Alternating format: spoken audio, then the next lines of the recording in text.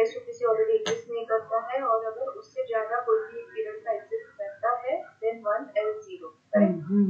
तो इसमें भी डालना पड़ेगा कि इसके बाद जो एग्जिस्ट करता है अगर वो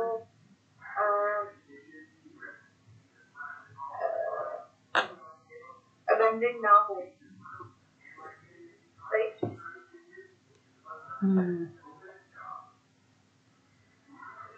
इसमें अबैंडन ना होने का कंडीशन डाल देंगे क्या इसमें भी? हाँ ठीक है, फाइनल इस पीरियड में।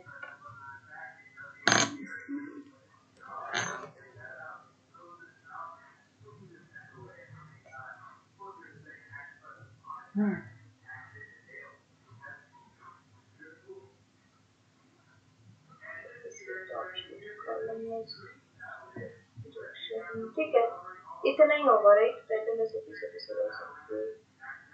Prior current SOPC to update with prior SOPC ID, इसमें भी है। ये फुली लोड एसओपीसी की टाइटल मास्टर,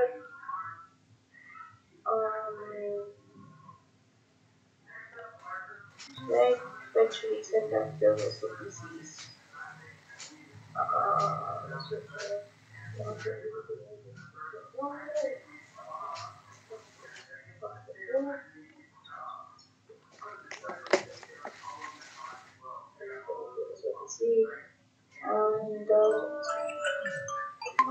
ठीक है, उतने ही है। ये तीनों आप कर दोगे आपके साइड से तो अबैंडन वाले हो जाएंगे। इसके अलावा और कुछ हमने यूज करा होगा क्या?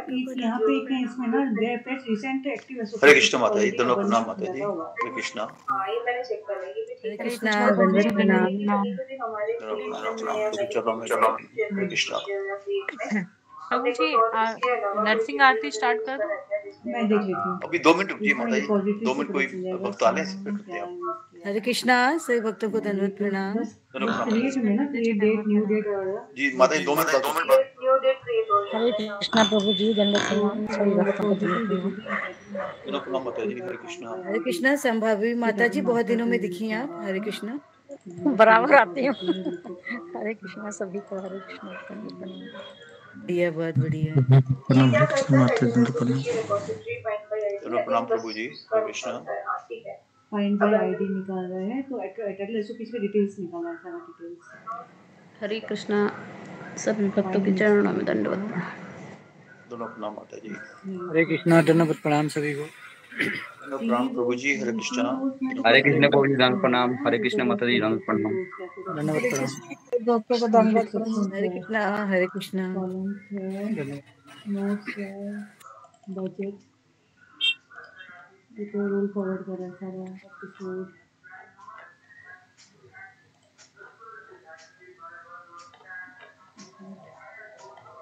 इसके अलावा जो नहीं है, उतना ही है, बाकी तो रोल फॉरवर्ड है।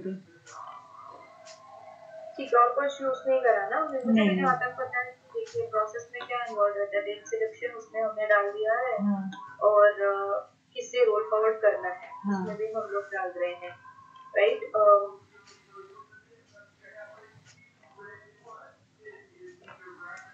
हाँ, तो आपकी लिस्ट में क्या क्या है, कौन से अभी चेंज करने अपने को? 3 है। एक तो stop get first SOPC by title master, get active Gauri Mata ji. Hare Krishna. Find miss period और प्रीवियस वाले में हरे कृष्णा प्रभु जी। जी माता जी, शुरू कीजिए। हरे कृष्णा सभी को दंडवत प्रणाम। ओम अज्ञानतिमिरान्धस्य ज्ञानाञ्जनशलाकया चक्षुरुन्मीलितेन तस्मै श्री गुरुवे नमः।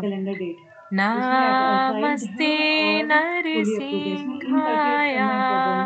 नमस्ते नरसिंहाय, प्रह्लादिलादिदायिने,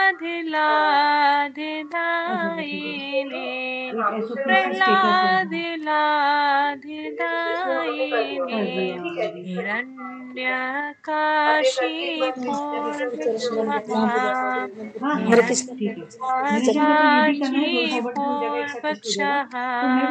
शिलाटं का बोला था ना कि इंक्लूडेड नहीं होना चाहिए, तो वो एक बार मेरे को समझना है कि मैं जब डेटा डाल रही हूँ ना, जैसे मैंने अभी डेटा का रजिस्ट्रेशन किया है कि ये है इसके लिए है पहले वाला जो था ना ये आपने जो क्या बोला था कि इसमें इंक्लूडेड नहीं हो वो सब कुछ करना है ना, तब तो ठीक है, तब तो हो जाएगा। इसमें भी सब कुछ लिया है, इसमें भी लिया है रिलीज का भी new parent baby new donator, ठीक है। मैं ये आप अगर ब्रेकफास्ट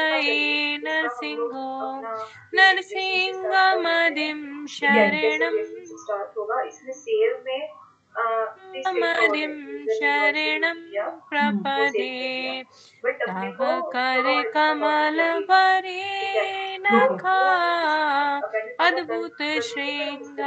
अबंडन करने के बाद ना मैं एक स्ट्रक्चर बना दूंगी जो कि सेव, उसमें क्या क्या एपीआई है, इसमें सेव एंड फेच होगा, सेव एंड फेच डिलीट नहीं है, हाँ डिलीट नहीं है ना, जय ठीक है। तो मैं इसका जगदीश हरे स्वामी, जय ये जगदीश हरे, कैसा है कि जया अपने को नरसिंह देव, प्रभु जी नरसिंह कितने दंडवत प्रणाम। देव, नरसिंह वो अच्छा नहीं देव, टेस्ट बना जया देगा तो आपको नरसिंह ठीक है। देव, जया दूसरा नंबर बता प्रहलाद दीजिए, महाराज, मैंने रिमूव कर जया तो प्रहलाद महाराज, राइट, प्रहलाद तो वो एक बार महाराज, टेस्ट बना जया दो, भक्ता प्रहलाद, ठीक है। जया मैं जया जैसे स्ट्रक्चर बना के रेडी रखती हूँ, गुरुदेव, वो फिर इससे तो वही बन जाएगा, गुरुदेव, तो उसके बाद सारा गुरुदेव, फिर जय जय एडजस्ट कर गुरुदेव, लेंगे, हरे मतलब वहाँ पे कृष्णा, आदमी लगेगा। हरे कृष्णा, हाँ कृष्ण एबंडेंट को डाल दीजिए, कृष्णा, इसी करने के बाद डाल हरे देते हैं, हरे, ठीक है हरे ओके। रामा, हरे रामा, राम रामा, हरे हरे, हरे कृष्ण। बहुत सुंदर गाया माता जी आपने, हरे कृष्ण का बोल रहे माता जी, हरि बोल माता जी, हरि बोल, बहुत सुंदर गाया आपने माता जी, हरि बोल, हरे कृष्ण प्रणाम। बोल माता जी हरे। कृपया अपना सब माइक म्यूट कर लें। जी माता जी बहुत दस सुंदर नाम माता जी, हरे कृष्णा। हरे कृष्ण। प्रभु जी 10 नाम अपराध बोले। जी माता जी। भगवान के नाम पर जप में होने वाले 10 अपराध। भगवान नाम के प्रचार में संपूर्ण जीवन समर्पित करने वाले महाभगवत की निंदा करना, शिव ब्रह्मा आदि देवों के नाम को भगवान नाम के समान अथवा उससे स्वतंत्र समझना, गुरु की अवज्ञा करना अथवा उन्हें साधारण मनुष्य समझना, वैदिक शास्त्रों अथवा प्रमाणों का खंडन करना, हरे कृष्ण महामंत्र के जप की महिमा को काल्पनिक समझना, पवित्र भगवान नाम में अर्थवाद का आरोप करना, नाम के बल पर पाप करना, हरे कृष्ण महामंत्र के जप को वेदों में वर्णित एक शुभ सकाम कर्म कांड के समान समझना। 9वां है कि अश्रद्धालु व्यक्ति को हरिनाम की महिमा का उपदेश करना। 10वां है भगवान नाम के जप में पूर्ण विश्वास न होना और इसकी इतनी अगाध महिमा श्रवण करने पर भी भौतिक आसक्ति बनाए रखना। भगवान नाम का जप करते समय पूर्ण रूप से सावधान न रहना भी अपराध है। प्रत्येक वैष्णव भक्त को चाहिए कि इन 10 प्रकार के अपराधों से सदा बचकर रहे, ताकि श्री कृष्ण के चरण कमलों में प्रेम शीघ्र अतिशीघ्र प्राप्त हो, जो मनुष्य जीवन का परम लक्ष्य है। हरे कृष्ण। बहुत सुंदर माता जी, धन्यवाद। बहुत सुंदर माता जी, हरे कृष्णा प्रभु जी, आपके चरणों में दंडवत प्रणाम, सब भक्तों के चरणों में दंडवत प्रणाम। हरे हरे कृष्ण कृष्ण प्रभु जी, दंडवत प्रणाम, सब भक्तों को चरणों में कोटि कोटि प्रणाम। हरे कृष्ण। जी माता जी कल के बारे में बता दो। हरे कृष्ण। अगर कुछ गलती हो तो क्षमा कर देना। कल की क्लास में गुरुजी ने बताया था कि भक्ति में आने वाले अहंकार को कैसे पता होगा। भाग्यशाली गुरुजी ने यहाँ बताया था कि जो भाग्यशाली व्यक्ति वह होता है जो भगवान की सेवा में लग जाता है।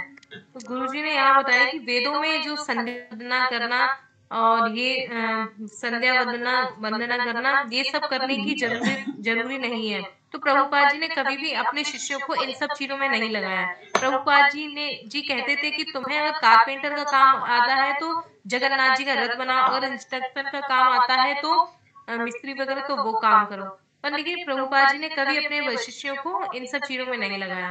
तो फिर यहाँ पे गुरुजी बताते हैं कि कृष्ण भावनामृत कृष्ण भावनामृत 1000 का नोट है और इसमें वैदिक मतलब कि इसमें जो वैदिक मतलब वेदों का जो बताया है वो 50, 100, 200 का नोट है। तो हमारे पास जब 1000 का नोट है तो हमें 50 और 200 100 रुपए के लेने की जरूरत नहीं है। फिर यहाँ पे प्रभु जी ने तीसरे अध्याय का 27वां श्लोक पढ़ा, जिसमें मैंने श्लोक प्रभु जी में वो छोड़ दिया मैंने, ठीक है। फिर प्रभु जी ने यहाँ बताया कि प्रभु जी ने मतलब तात्पर्य पढ़ा तो प्रभु जी ने गुरु जी ने पूछा कि आपको इस तात्पर्य से क्या बता। तो प्रभु जी ने बताया कि मनुष्य अपने अपने कार्य को अपने आप को कर्ता मानता है। फिर प्रभु जी ने गुरु जी ने यहाँ समझाया कि कर्ता का अर्थ होता है कि श्रेय लेना चाहिए। मैंने किया, यहाँ जो मैं शब्द आता है वह अहंकार की बड़ी मात्रा में आ जाता है। तो गुरुजी बताते हैं कि यहाँ कि महाराज जी बताते हैं कि वे कहते थे कि अगर कोई हिमालय का पर्वत धक्का मारने के लिए 100 लोग मिलकर अगर उस हिमालय के पर्वत को धक्का मारे तो फिर गुरुजी यहाँ पे बताते कि वो एक्टिंग करके बताते थे कि 1 2 3 4 करके सभी लोग धक्का मारने का करेंगे तो भी हिमालय का पर्वत हिल जाएगा, लेकिन लेकिन हमारे अंदर का जो अहंकार है वो कभी नहीं हिल सकता है। तो गुरुजी कहते हैं कि ये सब हमारे अंदर जो मिस्टर अहंकार है उनकी वजह से होता है। तो गुरुजी कहते हैं कि हम जो अहंकार को निकाल दें और इसकी मिक्सर में डाल के चटनी बना दें तो हम कभी भी मोहग्रस्त नहीं होंगे। जैसे कि हम लोग घर में हम लोग जैसे कि हम सोचते हैं कि मैं इस घर की मालकिन हूँ, मैं करता हूँ, तो मैं इस घर की मालकिन हूँ तो मैं इस घर की नौकर बना के रखा है। तो गुरुजी ने ऐसे बताया कि अगर पति कहता है कि मेरी वजह से तुम खा रही हो या मैं खिला रही हूँ तो मैं करता हूँ, तो गुरुजी कहते हैं ये जो मैं होता है वही जो अहंकार का स्वरूप होता है। फिर यहाँ पे गुरुजी बताते हैं ये सब मिस्टर अहंकार के कारण होता है। जो जैसे कि माँ पिता जो घर में जितने भी लोग होते हैं छोटे छोटे अहंकार के स्वरूप होते हैं। फिर गुरुजी यहाँ प्रश्न करते हैं कि अशुद्ध अहंकार किसे कहते हैं, शुद्ध अहंकार किसे कहते हैं। तो यहाँ माता जी बताती हैं कि ये सब मैं कर रहा हूँ तो ये है अशुद्ध अहंकार। तो जैसे मैं अपने आप को स्वामी मानूं तो ये अशुद्ध अहंकार है। अगर शुद्ध अहंकार क्या होता है कि मैं भगवान का दास हूँ, अपने गुरु का सेवक हूँ, तो ये शुद्ध अहंकार होता है। तो गुरुजी ने फिर यहाँ बताया कुछ और मतलब माता जी ने आंसर दिया है कि जो हम अहंकार फिर गुरुजी ने यहाँ प्रश्न किया कि अहंकार कहाँ रहता है। तो फिर माता जी ने बताया कि अहंकार हमारी बुद्धि पर रहता है। और कई माता जी ने और आंसर बताया कि अहंकार हमारी सोच में रहता है और अहंकार हमारी बुद्धि पर रहता है। फिर प्रभु जी ने एक आंसर दिया कि अहंकार हमारी बुद्धि पर रहता है जो हमेशा मुझे मैं करता रहता है। फिर यहाँ पे फिर एक प्रश्न पूछा गुरु जी ने कि हम भक्ति में ये अहंकार कैसे दिखता है, अब इसमें इसे कैसे निकाला जाए। तो प्रभु जी ने उत्तर दिया यहाँ पे कि गुरु हमारी तारीफ करते हैं तो हमारे अंदर अहंकार मतलब गुरु जी हमारी तारीफ करते हैं तो अहंकार आ जाता है।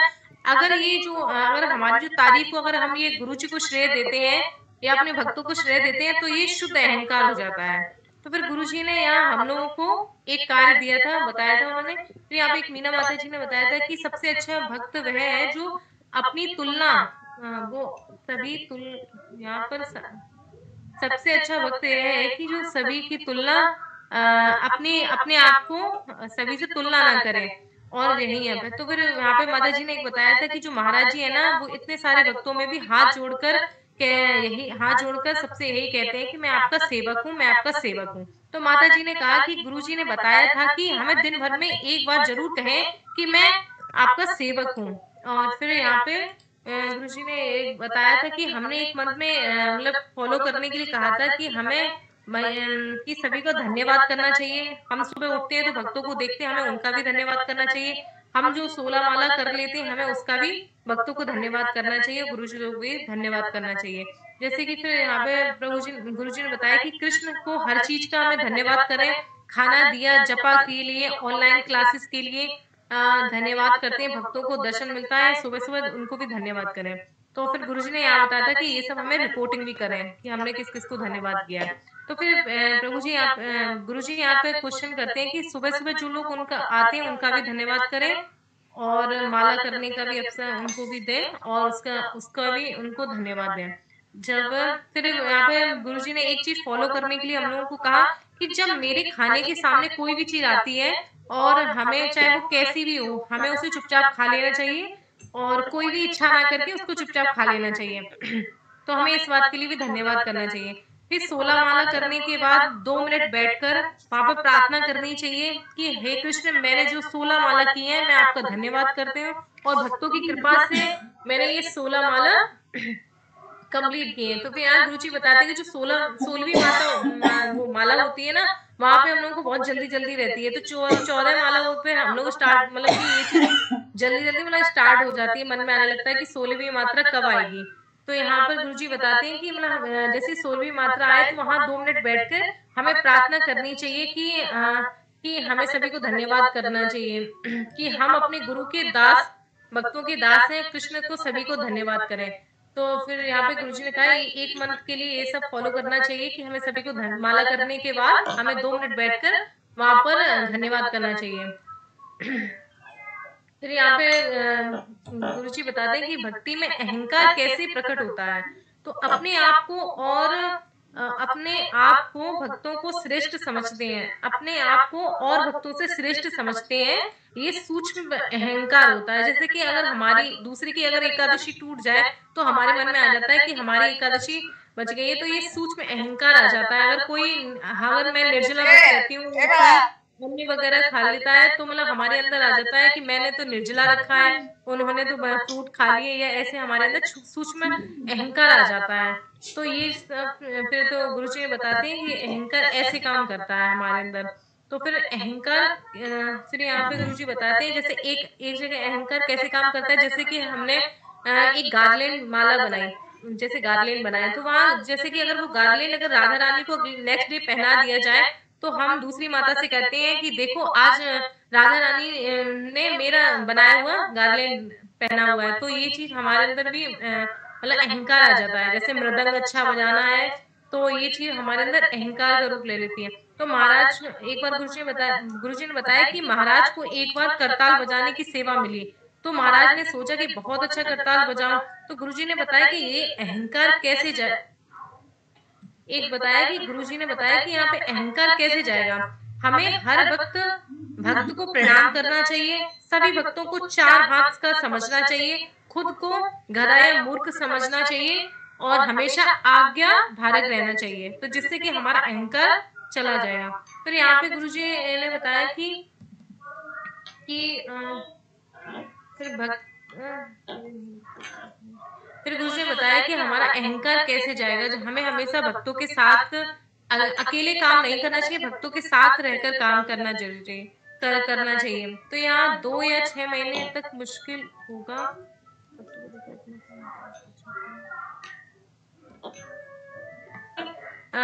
हम लोग जो सुबह उठते हैं, उठकर बहुत खींचनी पड़ती है। तो फिर यहाँ पे बताते हैं कि फिर यहाँ पे गुरुजी ने उदाहरण दिया था भक्ति सिद्धांत ठाकुर का, जिसमें उस समय गौड़िया मठ के जो भक्त आए हुए थे तो उनकी प्रभु जी, मैंने इतना ही लिखा है, यहाँ थोड़ा कंफ्यूजन हो रहा है। हरे कृष्णा प्रभु जी, थोड़ी गलती होगी, दंड क्षमा चाहती हूँ। हरे कृष्णा, बहुत बढ़िया माता जी। हरे बोल गौरी माता जी, बहुत हरे बोल माता जी, हरे कृष्ण। हरे कृष्णा। गलतियां हुई इसका क्षमा चाहती हूँ। माता जी, हरे कृष्णा। गौरी माता जी, आपने कहा अहंकार की चटनी खिलानी चाहिए, वो चटनी खिलाएंगे जिससे आप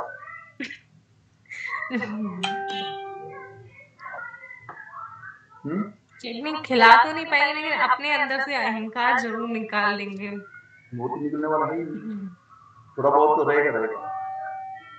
अहंकार की चटनी की रेसिपी मुझे नहीं पता कैसी बनेगी। हमें सारी इच्छाएं, ऐसी जो चीजें है ना, हमें गुरु की ओर मोड़ देनी चाहिए, क्योंकि गुरु तो इतने पावन हैं, तो गंगा माई को भी पवित्र करने वाले हैं। तो गंगा माई की तरह देखती है ना, तो मुझे कोई पावन करे, भगवान का भक्त आके पावन करे, तो हमें गुरु की ओर मोड़ देना चाहिए। आगे गुरु जी आगे भेज देंगे कृष्ण जी के पास। वो चटनी ऐसे है, हमें गुरु जी को खिलानी चाहिए, गुरु जी आगे खिलाएंगे कृष्ण जी को, भाई खा लो आप। हरे कृष्ण गुरु जी दंडवत हरे कृष्ण गुरु जी।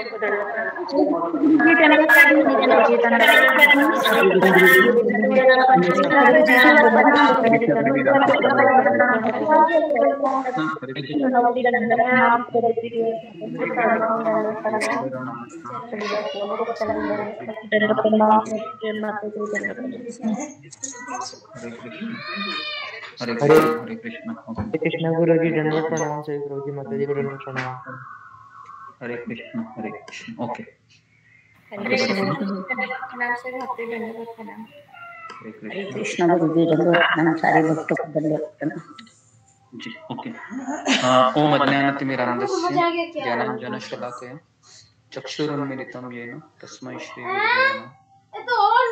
नमो विष्णुपदाय कृष्णप्रेष्ठाय भूतले श्रीमते भक्तिवेदान्त स्वामिनिति नामिने नमस्ते सरस्वती देवे गौरवाणी प्रचारिणे निर्विशेष शून्यवादी पाश्चात्य देशतारिणे। जय श्री कृष्ण चैतन्य प्रभु नित्यानंद श्री अद्वैत गदाधर श्रीवासादि गौर भक्त वृंद। हरे कृष्णा कृष्ण कृष्ण हरे हरे हरे राम राम राम हरे हरे। मेरा आवाज सुनाई दे रहा है सबको? जी गुरु जी। जी प्रभु जी। दे रहा? ओके दे रहा तो बहुत अच्छा। पापा नया लैपटॉप आया है।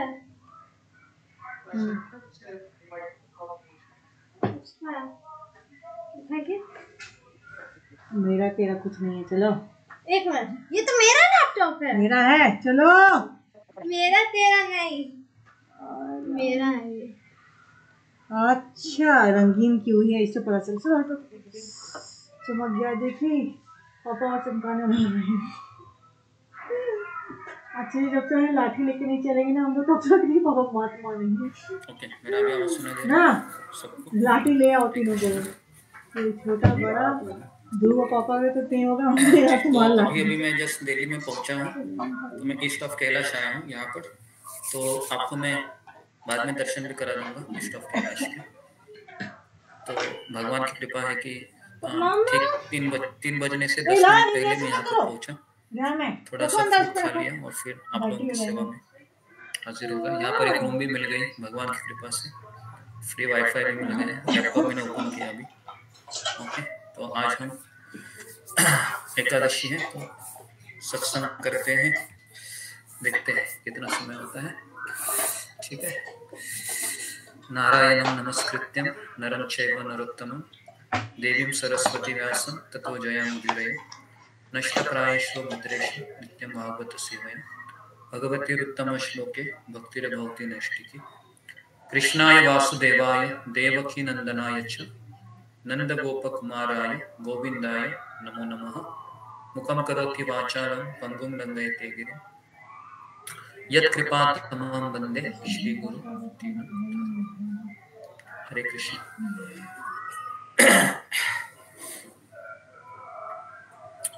तो मेरे साथ अनिल शर्मा प्रभु भी हैं।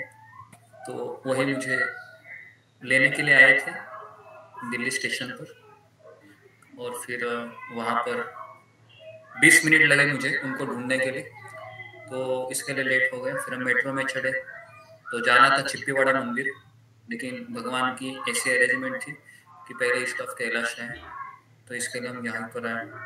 और सब भगवान की योजना के अनुसार एक रूम भी मिल गई, थोड़ा प्रसाद मिल गया है ना। तो इस तरीके से सब ओके। तो अभी हम आगे बढ़ते हैं। तो आज हम एकादशी इसके लिए नया टॉपिक लिया है कुंती महारानी की शिक्षा जी। तो आगे बढ़ने से पहले मैं सवाल पूछना चाहता हूँ आपको कि भगवान श्री कृष्ण ने अपने जीवन में कुंती महारानी को ज्यादा स्थान क्यों दिया? हालांकि उनकी माँ देवकी भी कई कष्टों में पड़ी थी, लेकिन भगवान ने देवकी से भी ज्यादा कुंती महारानी का बहुत ख्याल रखा।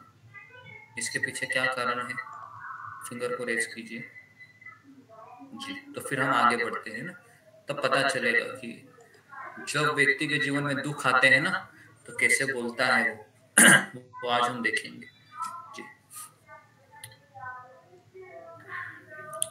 जी सुजाता माता जी। आपने बताया था कि कुंती देवकी के साथ उसके पति और वासुदेव जी थे और कुंती महारानी के पति नहीं थे, इसलिए भगवान उनके बहुत। ओके, और कोई जी यही उत्तर है ममता पाल। कृष्ण गुरु धन्यवाद प्रणाम। गुरु जी जो सुजाता माता जी बताया वो भी एक है, और मैं इसमें एक बोलना चाहती थी कि कुंती महारानी हर दुखों में उनका आश्रय लिया है, मतलब हर परिस्थिति में उनका ही आश्रय लिया है। देवकी माता भी लिया है, लेकिन मुझे लग रहा है ज्यादातर कुंती माता जी ने उनका आश्रय ज्यादा लिया है। उनका जब भी दुख आते थे वो दुख मांगते थे कि ताकि मैं भगवान को ना भूलूं, हर वक्त उनके आश्रय में रहूं, और दुख को उन्होंने मांग के लेते थे भगवान से। तो मुझे लग रहा है आश्रय ज्यादा लिया उन्होंने भगवान का। ओके जी ठीक है, तो अभी हम आगे बढ़ते हैं। मैं प्रसंग ऐसा है कि मैं अभी पहले स्कंद का 7वां 8वां अध्याय पढ़ रहा हूँ। मैं उसी में से पढ़ूंगा और मैं आज पूरा अध्याय खत्म करूंगा, कंप्लीट करूंगा, है ना। तो ताकि पता मतलब किस तरह से कुंती महारानी के चरित्र से हम आज एकादशी के दिन हम शिक्षा ग्रहण कर सकते हैं। तो सूत गोस्वामी है वह नैमिषारण्य के ऋषि मुनियों को बता रहे हैं कि कुरुक्षेत्र का युद्ध जब हुआ था तो सारे पांडवगण अपने मृत परिजनों की इच्छा के अनुसार जल दान देने हेतु द्रौपदी के सहित गंगा के तट पर गए थे। तो गंगा के तट पर इसलिए गए थे क्योंकि जब कोई व्यक्ति मरता है तो तर्पण करने का एक विधि होता है ना। तो परम पूज्य राधानाथ स्वामी महाराज, मुझे लगता है कि अभी जस्ट कुछ महीने पहले ही मायापुर गए थे जब उनके पिताजी का देहांत हुआ था। तो उस समय वह अपने पिताजी की अस्थियों को मायापुर में विसर्जित किए थे।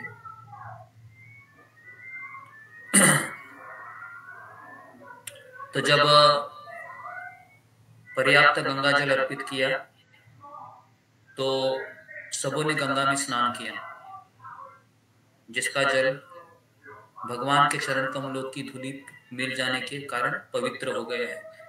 हम सबको पता है कि गंगा कहाँ से प्रकट होती है, तो गंगा है वो भगवान के चरण कमलों से प्रकट होती है।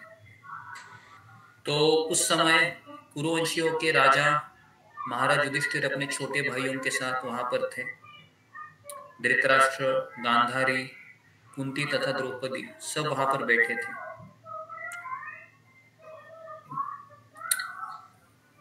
तो प्रसंग ऐसा है कि अभी भगवान श्री कृष्ण है वह सात्यकी तथा उद्धव के साथ प्रस्थान की तैयारी की। सात्यकी और उद्धव के बारे में कौन मुझे बताएगा कि क्यों भगवान इन दोनों को हमेशा साथ रखते थे, जहां पर भी जाते थे ये दोनों हमेशा भगवान के साथ रहते थे। एक है उद्धव, दूसरा है सात्यकी। जी बताइए, फिंगर को रेस कीजिए, क्यों भगवान इन दोनों को साथ रखते थे। दीप्ति सचदेवा। हरे कृष्णा गुरुजी, दंडवत प्रणाम। गुरुजी क्षमा, मैं सुन नहीं पाई अच्छे से।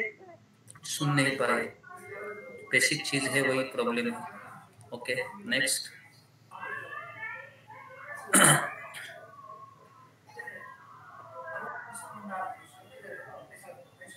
जी ओके, जस्मिता पत्रे। हरे कृष्ण गुरुजी, धन्यवाद प्रणाम। गुरुजी के चरणों में। गुरुजी वो उद्धव और साथी वो बहुत अच्छे मित्र थे माधव के, और वो हर तरह के वो जो बात थे उनके साथ बोलते थे, हर की राजनीतिक या कोई भी जो वातावरण है वो करते थे, इसलिए मुझे यही लगा। क्षमा करिए भूलो। ओके जी नेक्स्ट। ये उत्तर सबको आना चाहिए, क्योंकि मैंने ये पहला स्कंद कवर किया था तो बताया था। ओके जी।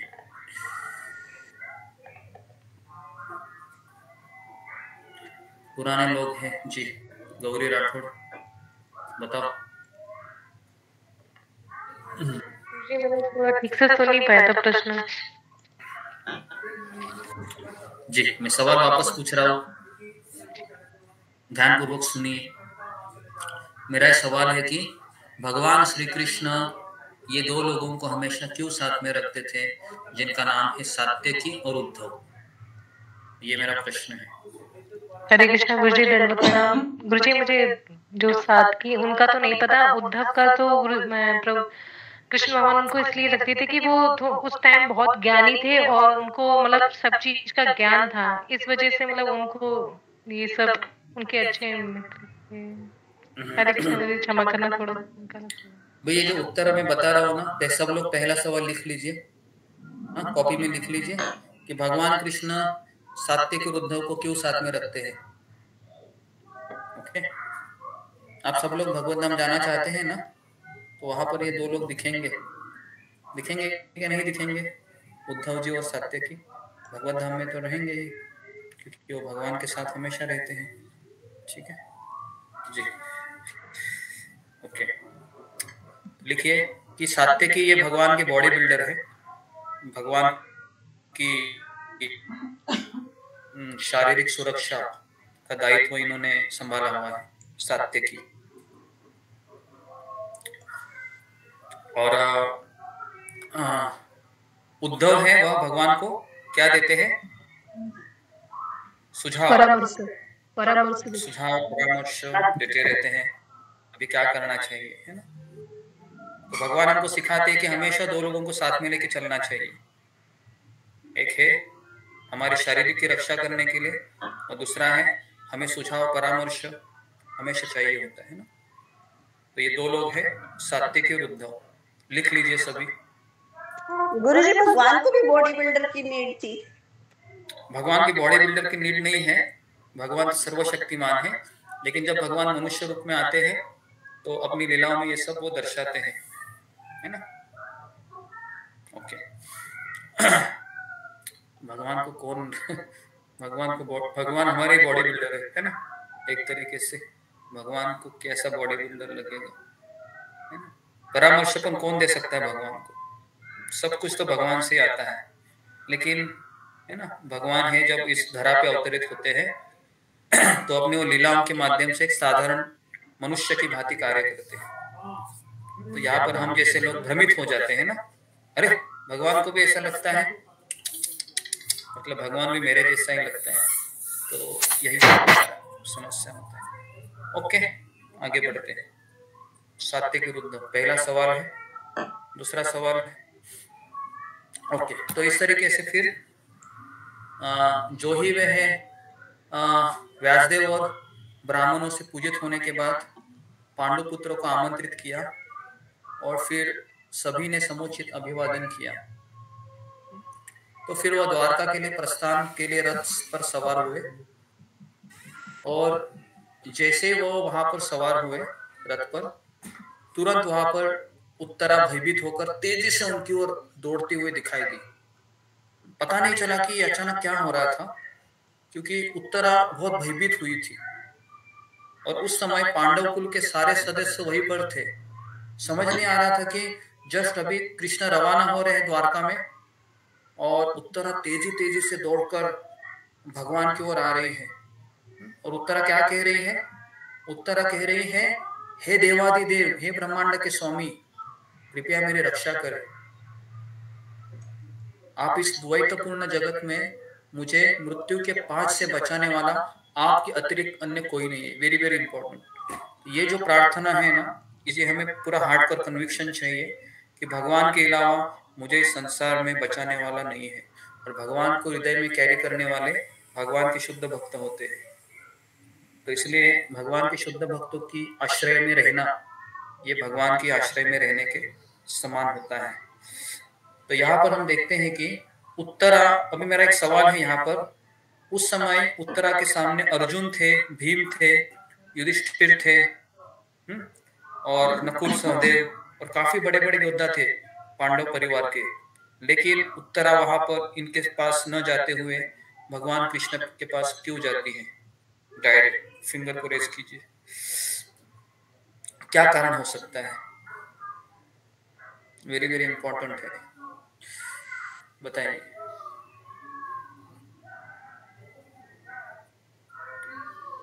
जी ओके, रीना सिंह।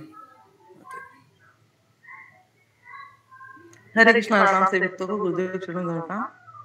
गुरुदेव, जब द्रौपदी महारानी भी जो है कि जब सभा में थी, वहां पे भी जो है कि सारे पांडव उपस्थित थे, लेकिन वो जो है कि रक्षा नहीं कर पाए थे। एक तरीके से ये उत्तरा के सामने ये उदाहरण था, तो वो डायरेक्ट जो है कि उन्होंने किसी का आश्रय ही नहीं लिया, वो सीधे जो है कि भगवान के पास चली गई जो है आश्रय ग्रहण करने के लिए।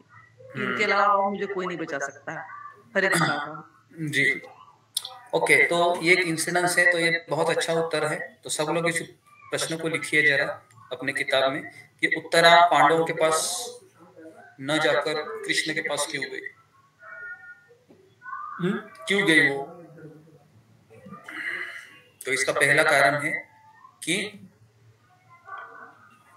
उसको पता था कि भगवान श्री कृष्ण है, ये सर्वशक्तिमान है और यही भगवान है, और पांडव लोग भी इन्हीं के अधीन है।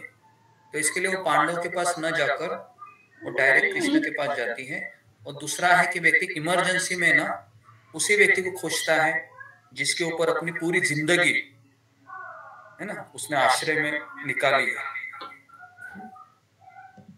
बराबर है कि नहीं? आप किसको खोजेंगे जिंदगी भर? अगर जिसके आश्रय में आप रहे उन्हीं का नाम आएगा ना। अगर कोई व्यक्ति पति के आश्रय में रही है तो पति का नाम पहले आ सकता है, बच्चे के आश्रय में रहे तो बच्चे का आएगा, भगवान के आश्रय में आ रही है भगवान का नाम पहले आएगा। तो ये दूसरा कारण था कि उसने जिंदगी भर केवल भगवान के आश्रय में रहना है ना रही थी वो उत्तरा। तीसरा कारण ये है कि उसने भी कई ऐसी कथा सुनी होगी उस समय कि जैसे द्रौपदी के बारे में कि जब द्रौपदी का चीरहरण हो रहा था, वस्त्रहरण, तो उस समय भी पांडव लोग वहीं पर थे, लेकिन ये उनकी रक्षा नहीं कर पाए थे। वासुदेव कृष्ण ने उनकी रक्षा की। तो अभी ज्यादा समय नहीं हुआ था ये सब इंसिडेंट्स होके, तो उत्तरा इस बात से परिचित होगी ही है ना। तो जब उसने देखा कि एक बहुत बड़ा तीर है ना मेरे पास आ रहा है, तो समझ गई कि बहुत बड़ी इमरजेंसी है।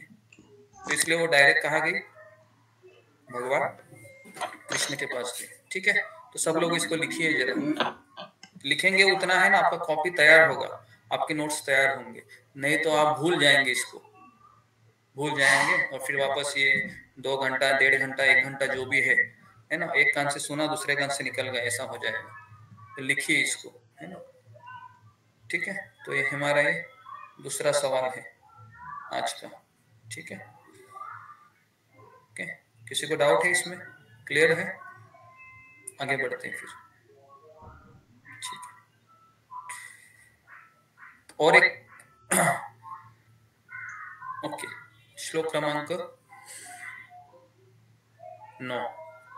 प्रभुपाद तात्पर्य में भी लिखते हैं कि पांडव कुल के सारे सदस्य अपनी रक्षा के लिए भगवान पर आश्रित थे, अतएव भगवान समस्त परिस्थितियों में उनकी रक्षा करते थे।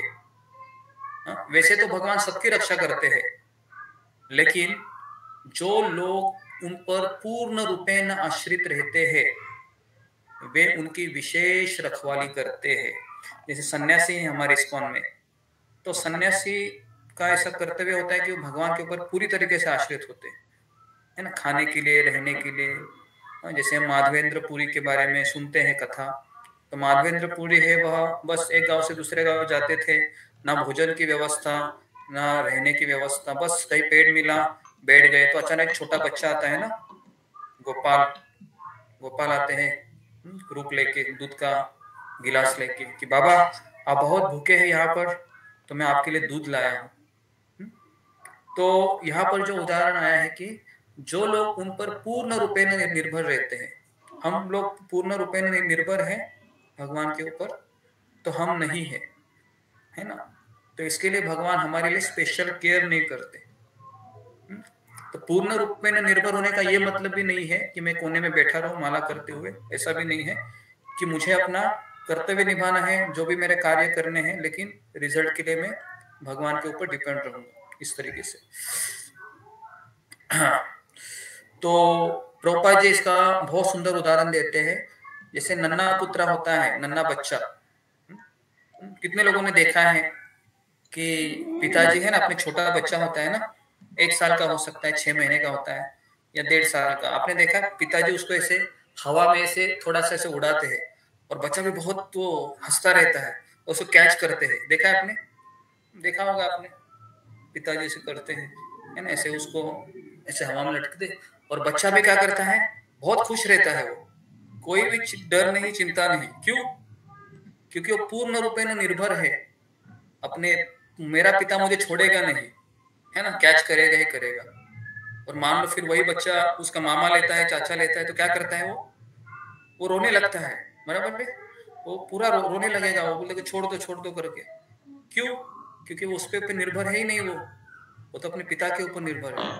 तो ये एग्जाम्पल को आप लिख लीजिए, ओके। क्यों वो उत्तरा गई भगवान के पास ही? क्योंकि उसको और कोई चाहिए नहीं था, बस मुझे कृष्ण ही चाहिए, कृष्ण के सिवा मैं किसके पास नहीं जा सकती। तो ये उसका हार्डकोर कन्विक्शन था उत्तरा के पूरे जीवन का, है ना। ऐसा नहीं कि वो बचपन में कई बार वो भगवान के ऊपर आश्रित रही भी होगी, ये सडनली नहीं आता है। उत्तरा कोई साधारण भक्त नहीं है, पहले तो उत्तरा ये भगवान की शुद्ध भक्त है ना, पार्षद है उत्तरा। किसकी पत्नी थी उत्तरा? उत्तरा अभिमन्यु की थी, अभिमन्यु की पत्नी थी, परीक्षित की माता थी, है ना, परीक्षित महाराज की, ओके। तो उत्तरा आगे कहती है कि हे प्रभु, आप सर्वशक्तिमान है, एक दहकता हुआ लोहे का बाण मेरी ओर तेजी से आ रहा है। मेरे प्रभु, यदि आपकी इच्छा हो तो यह मुझे भले ही जला दे, लेकिन यह मेरे गर्भ को जलाकर गर्भपात न करे। हे प्रभु, कृपया मेरे इस पर इतना अनुग्रह करें।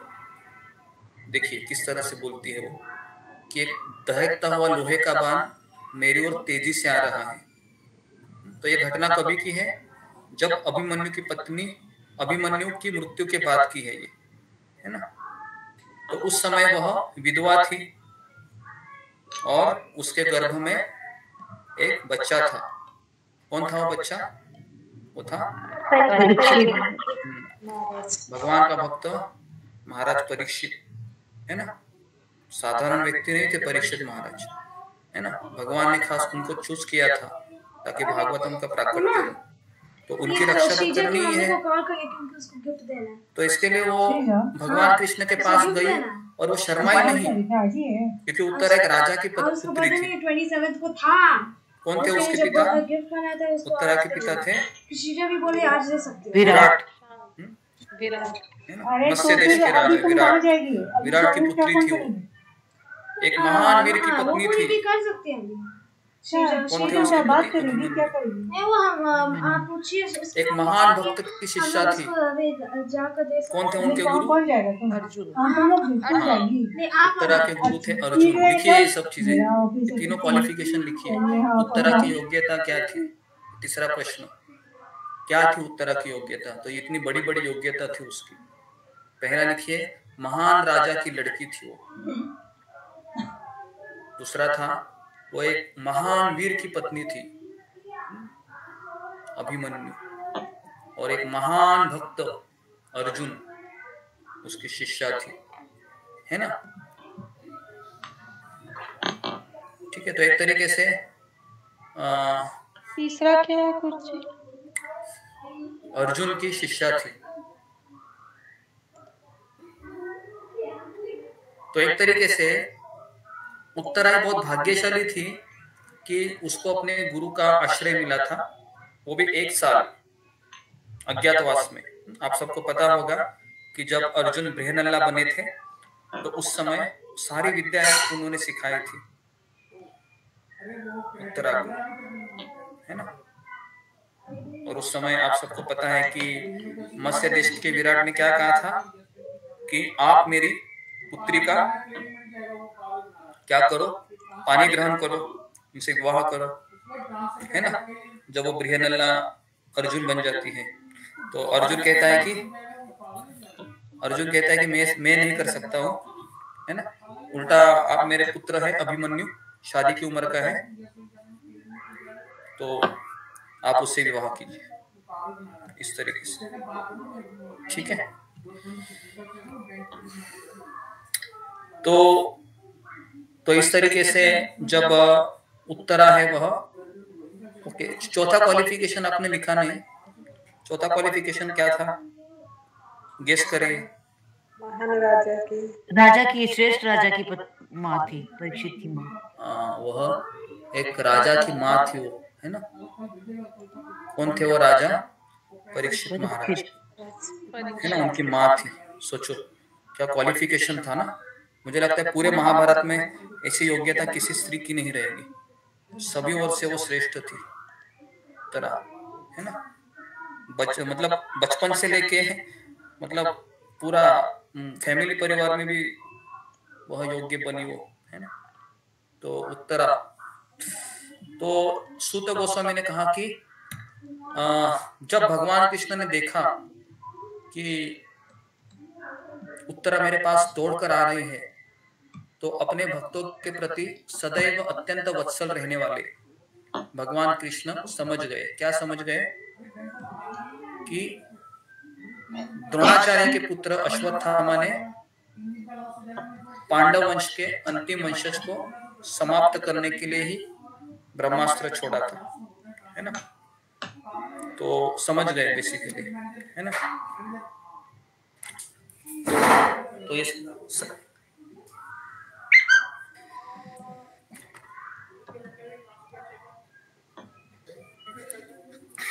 तो इस तरीके से जब भगवान कृष्ण है, कृष्ण का एक नाम है भक्तवत्सल। भक्तवत्सल का अर्थ है कि भगवान हमेशा भक्तवत्सल रहना ही पसंद करते हैं। हाँ, कौन मुझे बताएगा इसके उदाहरण कि भगवान किस तरह से भक्तवत्सल रहना पसंद करते हैं? फिंगर को रेस कीजिए, ऐसा एक उदाहरण बताइए कि भगवान, है ना, अपने शब्दों को छोड़कर भी भक्तों की शब्दों को महत्व देते हैं। जी, मोहित कुमार पूरा। हरे कृष्ण गुरु जी, दंड प्रणाम से भक्तों को दंड प्रणाम। गुरु जी, अर्जुन जी ने जब कहा था कि आप मेरे सारथी बने, तो कृष्ण भगवान ने उनके सारथी बनना स्वीकार किया था, जबकि आपने बताया था कि सारथी रूप में उन्हें अर्जुन महाराज के बार बार लात खाने पड़ते थे, तो भी वो सारथी बनना स्वीकार किए। उसके अलावा जब अर्जुन ने देखा कि श्री कृष्ण भगवान ने देखा कि भीष्म पितामह हार नहीं मान रहे, तो उन्होंने भीष्म पितामह की इच्छा को पूर्ति करने के लिए अपना वचन तोड़ दिया। इस प्रकार उन्होंने भक्त वत्सलता दिखाई। हरे कृष्ण गुरु जी, प्रणाम। गलती के लिए क्षमा चाहूंगा। तो ये बहुत अच्छा एग्जाम्पल दिया है अर्जुन का कि भगवान कृष्ण ने उनके, है ना, पैर की लात खाते थे, हालांकि वो बहुत कठिन है ना। तो भगवान हमेशा एक रोल हमेशा वो निभाते। भगवान को भक्त वत्सल रहना बहुत अच्छा लगता है। इसके लिए भगवान गीता के 10वें अध्याय में यही कहते हैं कि अर्जुन तुम घोषणा करो कि मेरे भक्त का कभी विनाश नहीं होता है। अगर मैं कहूंगा तो दुनिया भरोसा नहीं करेगी, लेकिन तुम कहेगा ना तो दुनिया भरोसा करेगी। पता है क्यों? क्योंकि मैंने अपने वचन को तोड़ने के लिए बहुत बार मेरे वचन मैंने तोड़वा दिए, लेकिन मैंने भक्त का वचन कभी तोड़ने नहीं दिया। तो इसलिए मैं कहूंगा ना तो लोग शायद भरोसा नहीं करेंगे, लेकिन तुम कहेगा ना तो लोग भरोसा करेंगे। तो इसके लिए वो श्लोक है, क्षिप्रम भवति धर्मात्मा शाश्वत शांति न गच्छति कौन्तेह प्रतिजानीहि न मे भक्त्या प्रणश्यति, है ना। तो हमें इस चीज पे भरोसा होना चाहिए कि हम सब लोग कृष्ण का उंगली पकड़े हैं, कृष्ण के भजन को स्वीकार किए हैं। तो कभी हमारे मन में ये सवाल नहीं आना चाहिए कि क्या मैं विनष्ट हो जाऊंगा इस संसार के, है ना, बड़े बड़े चट्टान रूपी संकटों के तले में दब जाऊंगा और मेरा कोई अस्तित्व नहीं होगा, क्योंकि मैं तो दुनिया के अपोजिट में जा रही हूँ या जा रहा हूँ। तो हमेशा इस श्लोक को याद कीजिए कि न मे भक्त्या प्रणश्यति, है ना। तो यहाँ पर भी देखो उत्तरा है, उत्तरा का भी विनाश नहीं होने दिया भगवान ने। तो इस तरीके से, बल्कि उत्तरा है वह गई थी किसके पास? कृष्ण के पास। लेकिन पांडवों ने भी देखा कि उत्तरा कृष्ण के पास रोते रोते चिल्लाते चिल्लाते आ रही है। तो उस समय युधिष्ठिर, अर्जुन, नकुल, सहदेव, पांचों पांडवों ने भी देखा कि जोर से एक हथियार लोहे का आ रहा है ना, अपने अपने पांचों हथियार संभाले। तो कृष्ण ने यह देखा और महान संकट आने वाला है उत्तरा के ऊपर, ये सोचा उन्होंने, और उनके रक्षा के लिए तुरंत ही अपना सुदर्शन चक्र उठा लिया, है ना। सुदर्शन चक्र आपको पता है, भगवान के उंगली पे सुदर्शन चक्र होता है। कौन से उंगली पे होता है? ये होता है, ये होता है, इस उंगली पे होता है, कनिष्ठा, इस उंगली पे, लेफ्ट वाली, लेफ्ट। तो इस तरीके से भगवान ने सुदर्शन चक्र उठाया तुरंत, है ना।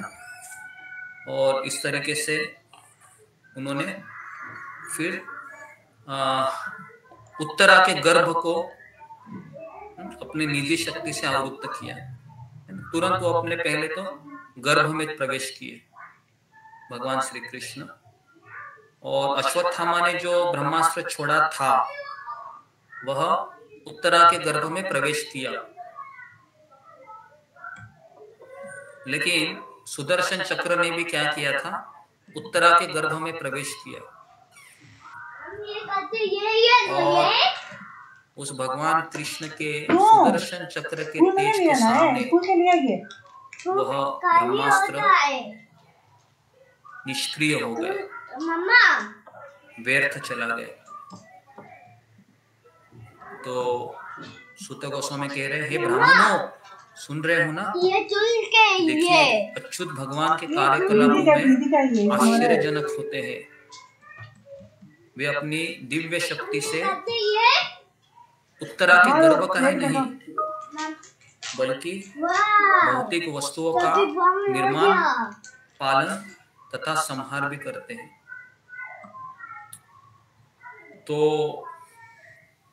इस तरीके से प्रभुपाद बताते हैं कि उत्तरा के गर्भ में भगवान प्रवेश होते हैं अंगूठे के समान, इतना भगवान का रूप होता है अंगूठे के समान। और भगवान उत्तरा के गर्भ में प्रवेश करते हैं और उस परीक्षित महाराज को क्या करते हैं? वापस, है ना, उसको जीवित करते हैं एक तरीके से, है ना। और जैसे ही परीक्षित महाराज वहां पर देखते हैं, अंगूठे के इतने होते हैं भगवान, और इतने सुंदर होते हैं कि परीक्षित महाराज भगवान का दर्शन गर्भ में करते हैं। लेकिन वो जो भगवान अदृश्य होते हैं, और जैसे माँ के पेट से बाहर आते हैं, तो उनको गर्भ में जो उन्होंने उस व्यक्ति को देखा था, उसी व्यक्ति को देखने के लिए वह हर घर में हर व्यक्ति के पीछे पीछे जाते थे, और इसलिए उनका नाम परीक्षित पड़ा। परीक्षित का अर्थ है परीक्षण करते थे वो, क्या मैंने गर्भ में उस व्यक्ति को देखा था, वो ये तो नहीं है, ये तो नहीं है, ये तो नहीं है, ये तो नहीं है। तो उनको क्या व्यक्ति मिला हो? कभी मिला ही नहीं बाद में, है ना, इस तरीके से। तो उस समय फिर भगवान क्या करने लगे? वापस जाने के लिए प्रस्थान किए, है ना। तो उस समय भगवान की एक भक्त सती कुंती अपने 5 पुत्र तथा द्रौपदी सहित घर के लिए प्रस्थान करने को उद्युक्त कृष्ण को इस तरह संबोधित करने लगी। वेरी वेरी इंपॉर्टेंट है ये, कि ये समझ जाना कि कृष्ण भी दूसरी बार जाने के लिए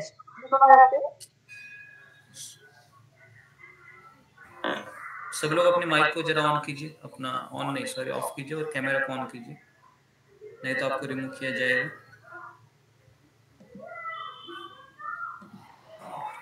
और सामने रहिए।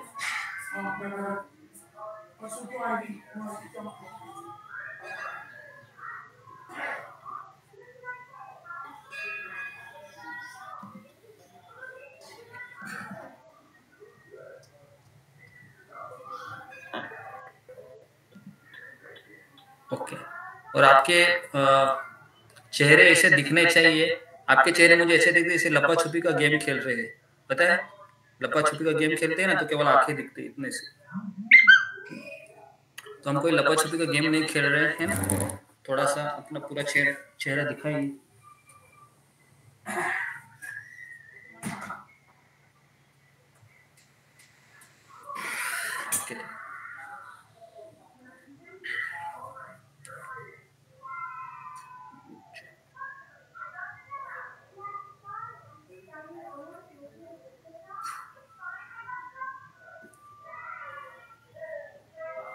ओके, तो देखिए अभी भगवान श्री कृष्ण है वो दूसरी बार जाने लगे हैं। कहाँ पर? द्वारिका में। पता है जब भगवान द्वारिका में जाते थे ना, तो भगवान की जितनी भी पत्नियां थी 16,108, ये हमेशा भगवान को यही सवाल करती थी कि ये अर्जुन क्या तुम्हारी पत्नी है कि तुम जब जाए तो वहीं पर ही तुम लगे रहते हो? शादी क्यों की तुमने हमसे? शादी होने के बाद पति पत्नी के पास रहता है, लेकिन तुम अर्जुन के पास ही रहा है। हमें तो ऐसा लगता है कि तुमने अर्जुन से शादी की है। ऐसा कौन कहती थी? भगवान की 16,108 पत्नियां हमेशा यही कहती थी। इसका अर्थ क्या है? भगवान कहाँ ज्यादा रहते हैं? भक्तों के पास। भक्तों के पास। तो ये 16,108 पत्नियां भक्त नहीं थी? ये भी तो भक्त ही थे ना, 16,108 पत्नियां। क्या ये भक्त नहीं थी? ये तो बहुत अच्छी भक्ति थी, इसके लिए तो शादी हो गया ना उनको। तो कौन मुझे बताएगा, फिंगर को रेज कीजिए कि ये भगवान हमेशा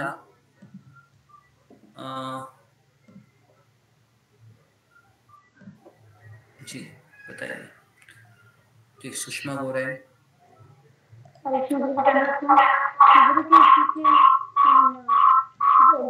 भगवान के प्रिय शिष्य था, इसलिए बार-बार वही जाती है। जहाँ वही पर शिष्य था। ओके, प्रीति अग्रवाल। गुरु जी मुझे ये लगता है कि अर्जुन को ना भगवान की जरूरत थी, मतलब उनके निर्देशन की, और जैसे वो प्रॉब्लम्स में था तो इसलिए भगवान ज्यादा उनके साथ रहे, अर्जुन के साथ। Okay, next Ashok Chawla. जी गुरु जी, अर्जुन भगवान का एक निष्ठ भक्त भी था, हर वक्त उन्हें याद करता था, और उनका मित्र भी था, सखा भी था। तो इसलिए भी क्योंकि उन्हें पता है कि अर्जुन मेरे पे पूरा आश्रित है, तो इसलिए जी ये भी इसका उत्तर नहीं है। रूबी कुमार। हरे कृष्णा गुरु जी, धन्यवाद प्रणाम। सभी भक्तों को धन्यवाद प्रणाम।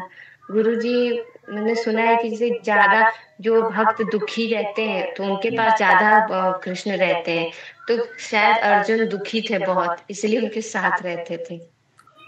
तो ये इसका उत्तर कि देखिए द्रौपदी के 16,000 भगवान कृष्ण की 16,108 पत्नियां थी, है ना। उनके पास कोई ऐसी कमती नहीं थी। भगवान ने सारा व्यवस्था किया था, है ना। राशन, तेल, है ना, जो भी लाते हैं ना, सारा राशन वगैरह लेके आते थे, फिर वो जाते थे। तो ऐसा कोई असुविधा नहीं था, है ना। पत्नी को, पत्नी का सबसे बड़ा असुविधा क्या होता है पता है? घर में कुछ खत्म हो गया है ना, चलो किराना की दुकान में सब मुझे सामान भर के दे दो, फिर जहाँ जाना है वहां पर जाओ। तो भगवान पूरा सामान भर के जाते थे। कहाँ पर? द्वारिका में। तो द्वारिका में क्या होता था कि अर्जुन जैसे भक्त हैं ना, हमेशा भगवान को याद करते थे कि कहाँ गए कहाँ गए कहाँ गए, यहाँ पर हमारा कोई नहीं है। तो जहाँ पर कोई नहीं है वहां पर कृष्ण वहां पर ही रहते हैं। जिसका कोई नहीं उसका कौन है? भगवान ने। सुना है ना, जिसका कोई नहीं उसका तो इसके लिए भगवान वहीं पर ज्यादा जाते हैं, है ना। तो पांडव के बारे में ऐसा वर्णन आता है, कुंती पांडव सबसे दुखी आत्मा थे उस समय, सबसे दुखी। और जो मैंने पहला प्रश्न पूछा था आपको देवकी और कुंती महारानी के बारे में, तो कुंती महारानी के पति नहीं थे, लेकिन देवकी के पति थे वसुदेव जी, है ना। तो इसके लिए एक तरीके से कुंती महारानी है, इनका कोई नहीं था इनका, है ना। जिसका कोई नहीं उधर भगवान हमेशा रहते हैं, है ना। अब देखो जो बच्चा होता है ना, वो हमेशा जितना माँ के लिए रोता है, उतनी माँ उसको ज्यादा गोद में लेती है। आपने देखा है अगर बच्चा रोते ही रहता है ना और उसको काम भी करना है, तो पता है माँ क्या करती है, उसको एक हाथ से ऐसे गोदी में लेती है ऐसे, और दूसरे हाथ से काम करती रहती है। पता है आपने, शायद आपने किया भी होगा, है ना। जब आपके बच्चे छोटे होंगे किस तरह से आपने उसको मैनेज किया होगा, है ना। क्योंकि बच्चा भी रो भी रहा है, काम भी करने हैं, है ना। तो क्या उसको छोड़ती है वो, जा तुम रोते रहे, मुझे काम करना है, उसको आश्रय देना है ना उसको, ठीक है। तो कुंती महारानी वहां पर गई अचानक, और भगवान कृष्ण वो जा रहे थे, और तुरंत कुंती महारानी ने कहा, क्या कहा, हे कृष्ण मैं आपको नमस्कार करती हूँ, क्योंकि आप ही आदि पुरुष है, इस भौतिक जगत के गुणों से निर्लिप्त रहते हैं, आप समस्त वस्तुओं के भीतर तथा बाहर स्थित रहते हैं। 3 चीजें बताती है। नंबर 1, आप आदि पुरुष है। आदि पुरुष शब्द कहाँ आता है? आदि पुरुष ब्रह्म संहिता में आता है। आदि पुरुष अनादि आदिर गोविंद सर्व कारण। आदि का अर्थ है सबसे पहले, लेकिन भगवान का उम्र कितना होता है हमेशा? मानवी के घर में जा रहे हैं, भगवान का उम्र हमेशा 16 साल के ऊपर जाते नहीं है भगवान। राधा रानी का उम्र कुछ 12 साल कुछ महीने ऐसा है, तो उसके ऊपर जाते नहीं, है ना। हमारा उम्र जाता है, हमारा उम्र कहाँ तक जाता है? पूरा बूढ़े होने तक ना। आपने देखा है 80 साल की जो महिला है, 85 इयर्स का पुरुष है, देखा होगा आपने, है ना, कि पूरे ही शरीर झड़ जाता है धीरे धीरे।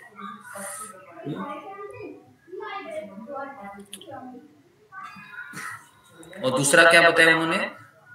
भौतिक जगत के गुणों से निर्लिप्त रहते। निर्लिप्त मतलब जिस तरह से कमल पानी में रहता है, लेकिन पानी कमल के पत्ते को स्पर्श कर सकती है नहीं, है ना। तो उसी तरह से भगवान इस संसार में रहते हैं, लेकिन इस 3 गुणों वाली प्रकृति के अधीन भगवान कभी नहीं आते।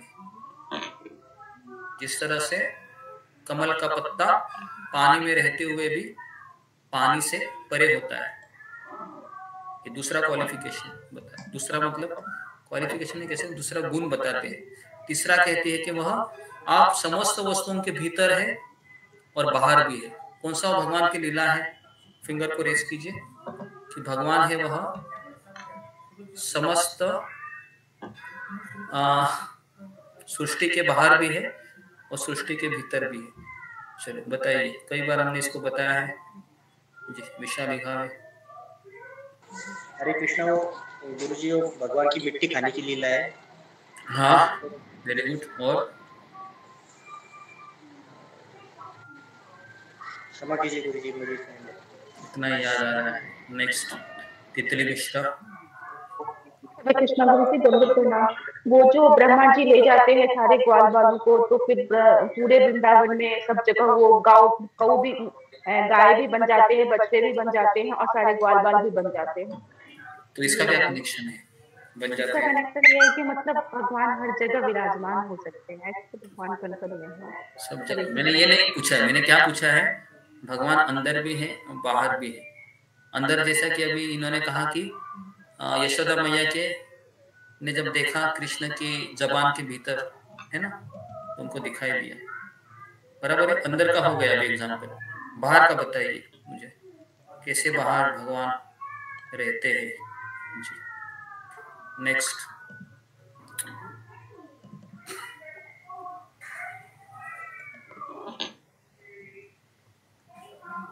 जी नमिता शाह। हरे कृष्णा गुरु जी, प्रणाम गुरु जी। शायद भक्तों चरण गुरु जी, शायद गोवर्धन पर्वत। गोवर्धन पर्वत का क्या कनेक्शन? कुछ कनेक्शन नहीं है, ये आपको बताना है। नेक्स्ट दीप्ति सचदेवा। हरे कृष्णा गुरु जी, दंडवत प्रणाम गुरु जी। बाहर का हम एग्जाम्पल ये ले सकते हैं कि महाभारत के युद्ध में जब वो अर्जुन को अपना विराट रूप दिखाते हैं और उनके मुंह से सब वो आग भी निकल रहा है, सब कुछ निकल रहा था, वो सब बाहर का एग्जाम्पल ये ले सकते हैं। बाहर का एग्जाम्पल ओके, ये हो सब कुछ हद तक हो सकता है। एक अच्छा एग्जाम्पल आप बताइए मुझे कि भगवान बाहर भी उपस्थित होते हैं। जी रंजना माता जी। हरे कृष्णा प्रभु जी, आपके चरणों में दंडवत प्रणाम, सेवक को दंडवत प्रणाम। जिसे मतलब बोलते हैं ना कि मैं सभी स्रोतों का स्रोत हूँ, भगवान के जल का स्वाद है, सूर्य का प्रकाश है, चंद्रमा की रोशनी है। ये भगवान अपने ऐश्वर्य के बारे में बताते हैं ना कि मैं हर जगह विद्यमान हूँ, सब कारणों के कारण हूँ। तो भगवान की उपस्थिति तो हमें हर जगह दिखाई पड़ती है।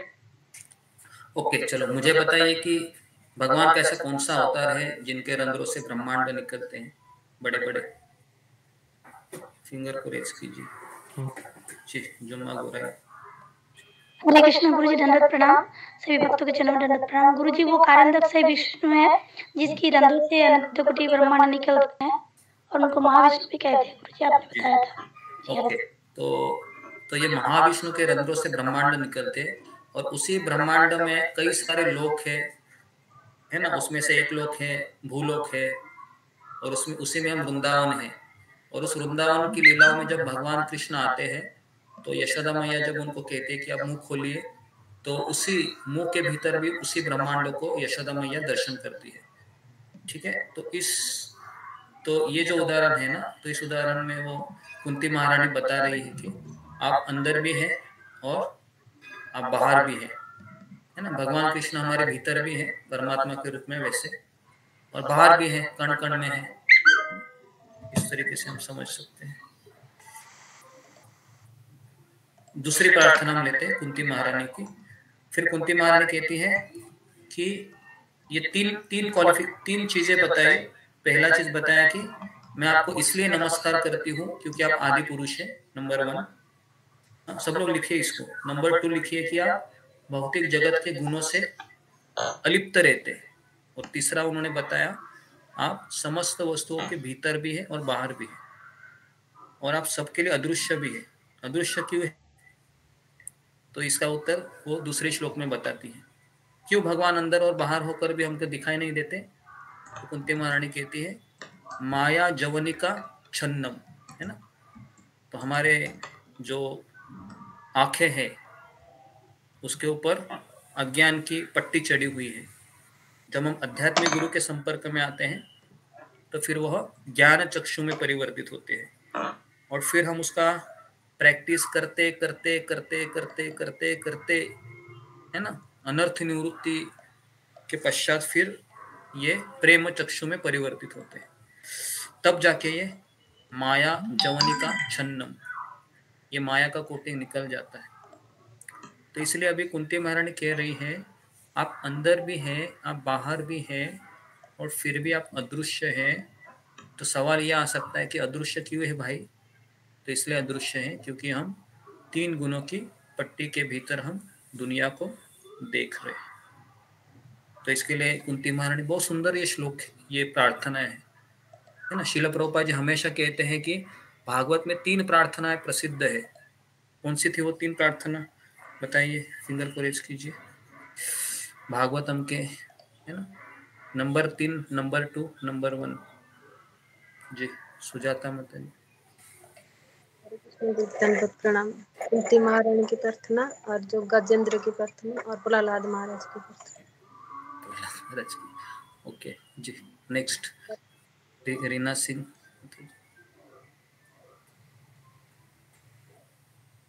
हरे कृष्णा राम गुरुदेव। नंबर 1 पे जो है कि कुंती महारानी की प्रार्थनाएं हैं, और नंबर 2 पे जो है कि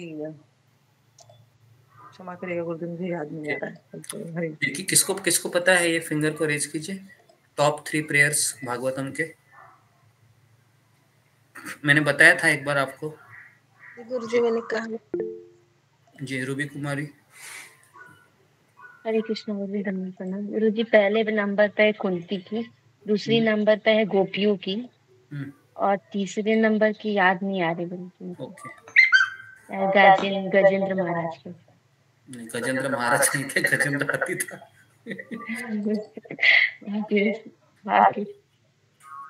नेक्स्ट रेखा भंडारे।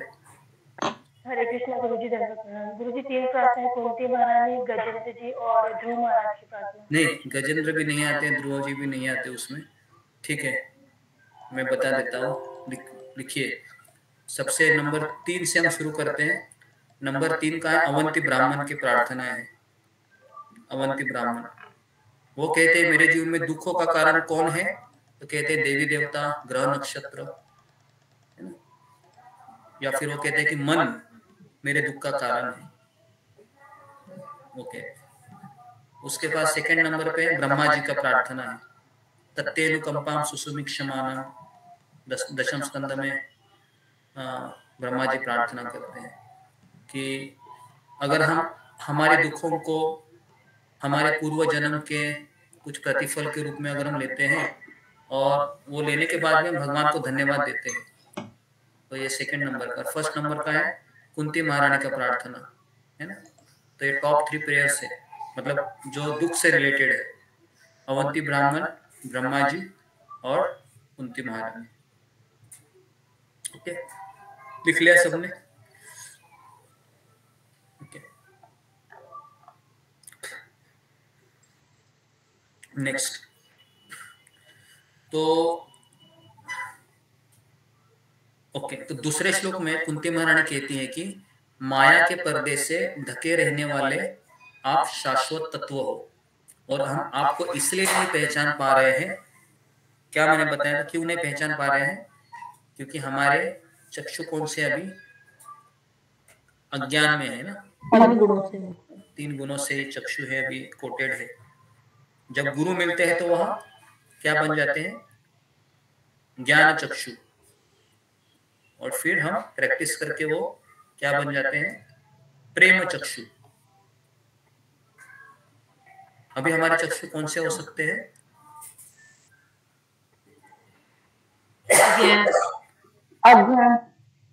अज्ञान चक्षु कैसे हो सकते हैं? आप प्रभुपाद जी के यहाँ पर भागवत पढ़ रहे हैं, थोड़ा बहुत तो आप चक्षु को, है ना, प्रिपेयर किए होंगे। लेकिन ये भी हम कह नहीं सकते कि मेरे चक्षु पूरी तरीके से ज्ञान चक्षु बन गए ना। एक बार एक भक्त प्रभुपाद के पास आकर कहने लगे, प्रभुपाद जी मैं कभी कभी माया में जाता हूँ और अक्सर मैं कृष्ण को ही याद करता हूँ। तो प्रभुपाद ने उनको कहा कि तुम कभी कभी कृष्ण को याद करते हो और हमेशा माया में रहते हो। तो जब हम क्लास में रहते हैं तो थोड़ा बहुत हम अंदाजा लगाते हैं कि क्या कनेक्शन हो सकता है ना, ज्ञान के दृष्टिकोण से। तो फिर कुंती महारानी यहाँ पर उदाहरण देते हैं कि किस तरह से व्यक्ति है वह आपको अंदर और बाहर प्रकट होते हुए भी नहीं पहचान सकता। तो जिस तरह से मूर्ख दर्शक जब सिनेमा देखते हैं तो अभिनेता के वस्त्र पहना हुआ कलाकार पहचान में नहीं आता, है ना। हम सबको ये अनुभव है कि हम जब फिल्में देखे होंगे पहले, अभी तो नहीं देखते होंगे, तो आपने देखा होगा कि जब वो कलाकार इसका रोल निभाता है तो पहचान में नहीं आता है कि वो वही एक्टर है ना, इतना सुंदर अभिनय करता है। ठीक उसी प्रकार से भगवान भी एक सामान्य व्यक्ति की तरह लीलाओं में लगे रहते हैं, और एक मूर्ख व्यक्ति फिर उनके व्यक्तिमत्व को न पहचानते हुए उनको साधारण मनुष्य समझता है ना। जीवात्मा हमेशा 2 गलती करता है, बताइए कौन सी गलती करता है वो? जब भगवान आते हैं तो फिंगर को रेस कीजिए। अभी बताया था ना, जी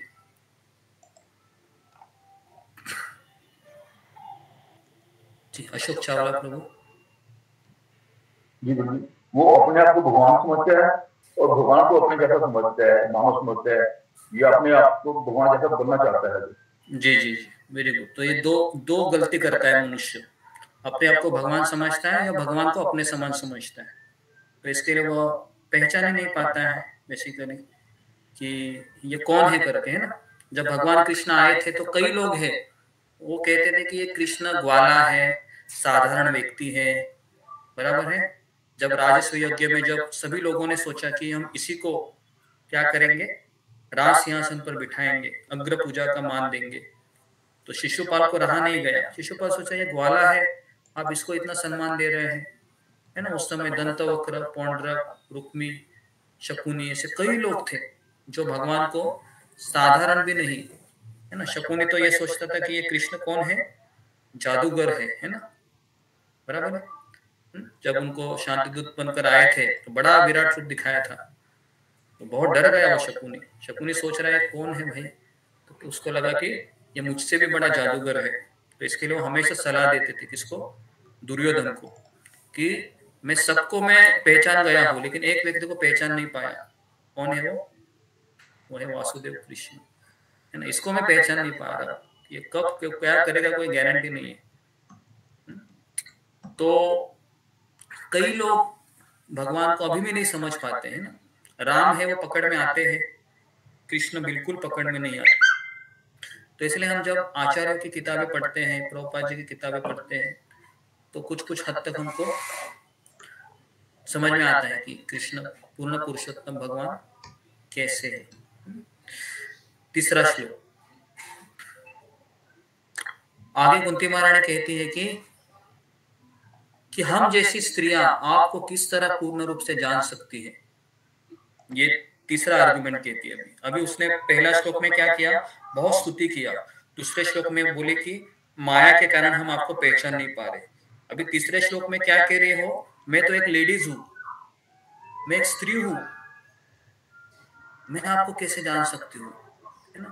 तो एक बार मैं राधा गोविंद महाराज का प्रवचन सुन रहा था, तो राधा गोविंद महाराज बहुत सुंदर भागवतम देते हैं। तो एक बार राधा स्वयं महाराज स्वयं कह रहे थे कि मैं हिंदी सीखना चाहता हूँ, क्यों, ताकि मैं, है ना, राधा गोविंद महाराज के हिंदी प्रवचन सुनूं भागवतम। तो जब वो ये कुंती महारानी की शिक्षाओं के ऊपर वो क्लास दे रहे थे, तो उसमें वो कह रहे थे इसी श्लोक के ऊपर कि जब कुंती महारानी कहती है कि मैं एक स्त्री हूँ, मैं कैसे आपको जान सकती हूँ, महाराज कहते हैं कि अभी आपको जानने जैसा रहा ही क्या है, सब कुछ तो जान गई हो, है ना। कुंती महारानी सब कुछ तो जान गई है ना, क्या क्या वो बता रही है देखो। फिर भी वो विनम्रता से कह रही है कि मैं एक स्त्री हूँ, कैसे मैं आपको पहचान सकती हूँ, है ना। तो क्योंकि वो कहते हैं कि बड़े बड़े दार्शनिक चिंतक भी आपको नहीं समझ सकते हो, मैं तो एक स्त्री हूँ।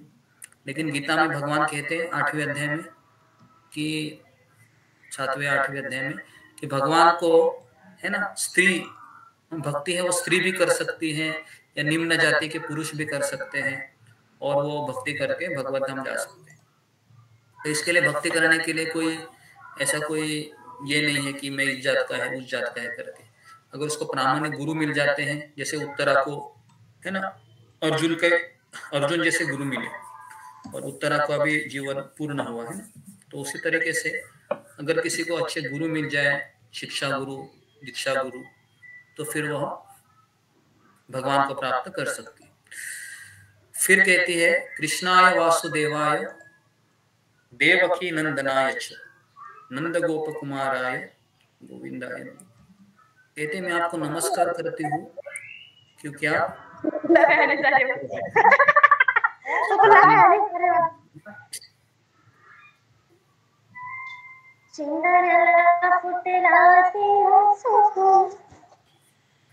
माता जी माइक म्यूट कीजिए।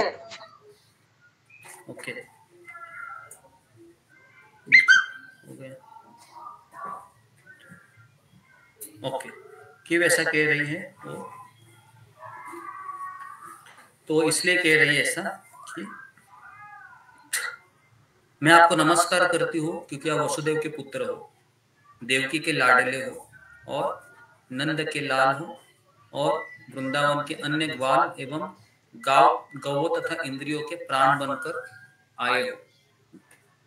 तो इस तरीके से जब वो कहते हैं कि मैं तो स्त्री हूँ, मैं तो आपको पहचान नहीं सकती हूँ, लेकिन मुझे इतनी चीजें पता है, मैं आपको बता रही हूँ।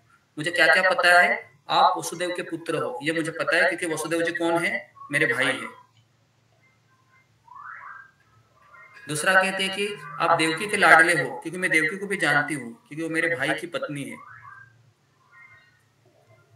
तीसरा कहते हैं कि आप नंद के लाल हो, है ना, क्योंकि उसको पता था कि आप नंद महाराज के पास, है ना, आपका बचपन जा रहा है। और कहते हैं कि वृंदावन के अन्य ग्वाल एवं गौ तथा इंद्रियों के प्राण हो आप। तो ये 4 चीजें बता रही है, मिनिमम चीजें हैं। तो प्रभुपाद कहते हैं भगवान से प्रेम करना सीखिए। लेकिन एक बद्ध जीव है ना, वह जब तक ये समझ नहीं पाता ये सृष्टि कैसे चलती है, वो भगवान से प्रेम नहीं कर सकता। हम डायरेक्टली भगवान से प्रेम नहीं कर सकते क्योंकि गोपियों को ये पता ही नहीं था कि कृष्ण की सृष्टि कैसे काम करती है। वो तो यही जानते थे कि ये कृष्ण है, वह वृंदावन का दुलारा है, वृंदावन बिहारी है ना, बस। और उनको कुछ पता नहीं था कैसे सृष्टि का मैनेजमेंट होता है। लेकिन हमें पता होना जरूरी है। क्यों? क्योंकि हम बद्ध जीव है और वो मुक्त जीव है ना। मुक्त जीव के जीवन में तकलीफ आई तो भगवान को छोड़ेगा वो, उसकी माला कम होगी। हमारे जीवन में तकलीफ आई तो हमारी माला कम होगी, हो सकती है। हम भगवान को छोड़ सकते तो हम बद्ध जीव है। तो इसके लिए बद्ध जीव को ये सब जानना जरूरी है भागवतम के अनुसार। फिर कहती है नमो पंकज नाभाय। देखो अभी स्तुति करने जा रही है क्योंकि उसको पता चला मैं स्त्री हूं। तो वो कह रहे कृष्ण मैं क्या आपके बारे में जानती हूँ, मैं बता रही हूँ, सुनिए अभी। नमो पंकज नाभाय, नमो पंकज मालिने, नमो पंकज नेत्राय, नमस्ते पंकजांग्रे। तो फिर क्या कहती है, मैं आपको एक कमल की उपमा दे रही हूँ। कौन मुझे बताएगा कि भगवान को हमेशा कमल की उपमा क्यों दी जाती है? और कुंती महारानी यहाँ पर क्या बताना चाह रही है? कमल का दृष्टांत देकर भगवान की उदर, भगवान की माला, भगवान की चितवन, भगवान के चरण, सबको कमल के पुष्प की उपमा दे रही है। जी क्या कारण है? हाँ, फिंगर को रेस कीजिए जी, ममता पर। हरे कृष्ण गुरु दंडवत प्रणाम। गुरु जी जैसे आपने अभी बताया था कि कमल के पत्र में जैसे पानी ठहरता नहीं है, जो वो मतलब उससे अटैच नहीं होती है, वैसा वो भगवान का जो भी कुछ है वो भगवान उतना लगाव नहीं रखते कुछ भी चीज से। मतलब भूल गई तो याद की थी, समझ आते गुरु जी थोड़ा। Okay next.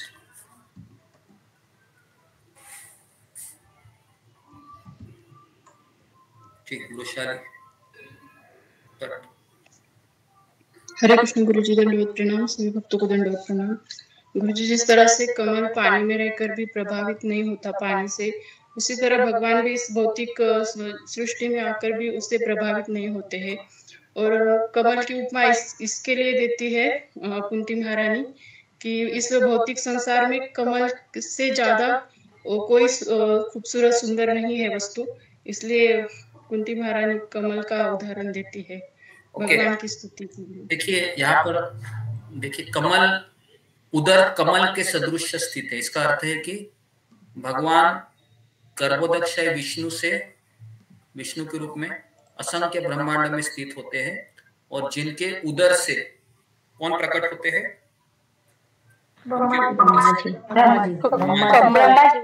जी। तो ये कारण है। तो लिखिए कि उदर क्यों बोल रही हो? पंकज नाभाय, नाभि। तो लिखिए पंकज नाभाय डैश लिखिए, ब्रह्मा जी का जन्म होता है गर्भोदक्षय विष्णु के नाभि से। क्लियर है? पहला। दूसरा है, कहती है वो नमो पंकज मालिने, मतलब कह रहे कि वो जो कमल नाल है इसमें ब्रह्मा जी का जन्म होता है, और कहती है फिर माला, नमो पंकज मालिने, कि आपके गले में जो माला होती है ना, कमल की माला, उससे आपको सजाया जाता है। दूसरा लिखिए, कमल की माला, उससे आपको सजाया जाता है। नमो पंकज मालिने, निरंतर आप कमल पुष्प की माला से सज्जित रहते। तीसरा लिखिए, नमो पंकज नेत्राय, भगवान की आंखें बहुत सुंदर है, बहुत सुंदर है। अगर आप उन आंखों में अपनी आंखें डालोगे या डालोगे तो आप पूरे उसमें समा जाओगे, आपको और कुछ देखने की इच्छा नहीं रहेगी।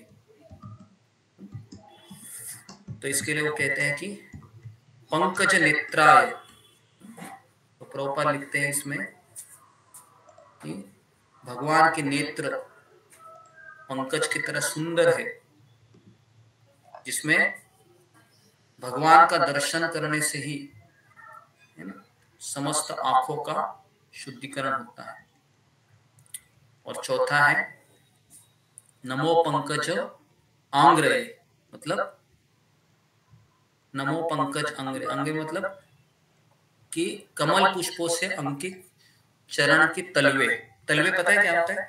वो जो क्या बोलते हैं उसको, तो तलवा होता है ना जो पैर का, ये पैर के तालू। हाँ, तो उसको भी कमल के समान लाल लाल रहते हैं। आपने छोटे बच्चों के देखे हैं कैसे होते हैं, एकदम लाल लाल होते हैं उनका जो पैर होता है ना।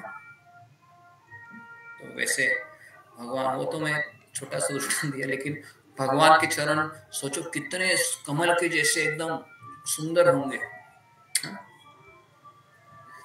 तो इतना बताने के बाद कहती है, हे ऋषिकेश, हे इंद्रियों के स्वामी, हे देवों के देव, आपने दीर्घकाल तक बंदी गृह में बंदिनी बनाई गई और दुष्ट राजा कंस के द्वारा सताई जा रही अपनी माता देवकी को तथा अनवरत विपत्तियों से घिरे हुए मेरे पुत्रों समेत मुझको मुक्त किया।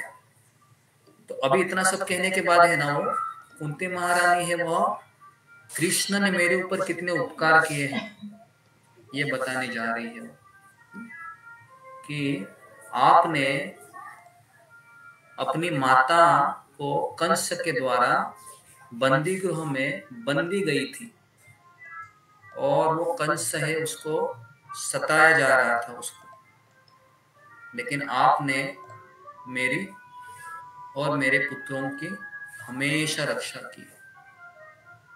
तो उसको लगा कि मैं सुनाती हूँ कृष्ण को। तो कहते हैं कि सुनिए कृष्ण, आपने कहाँ कहाँ रक्षा की है ना।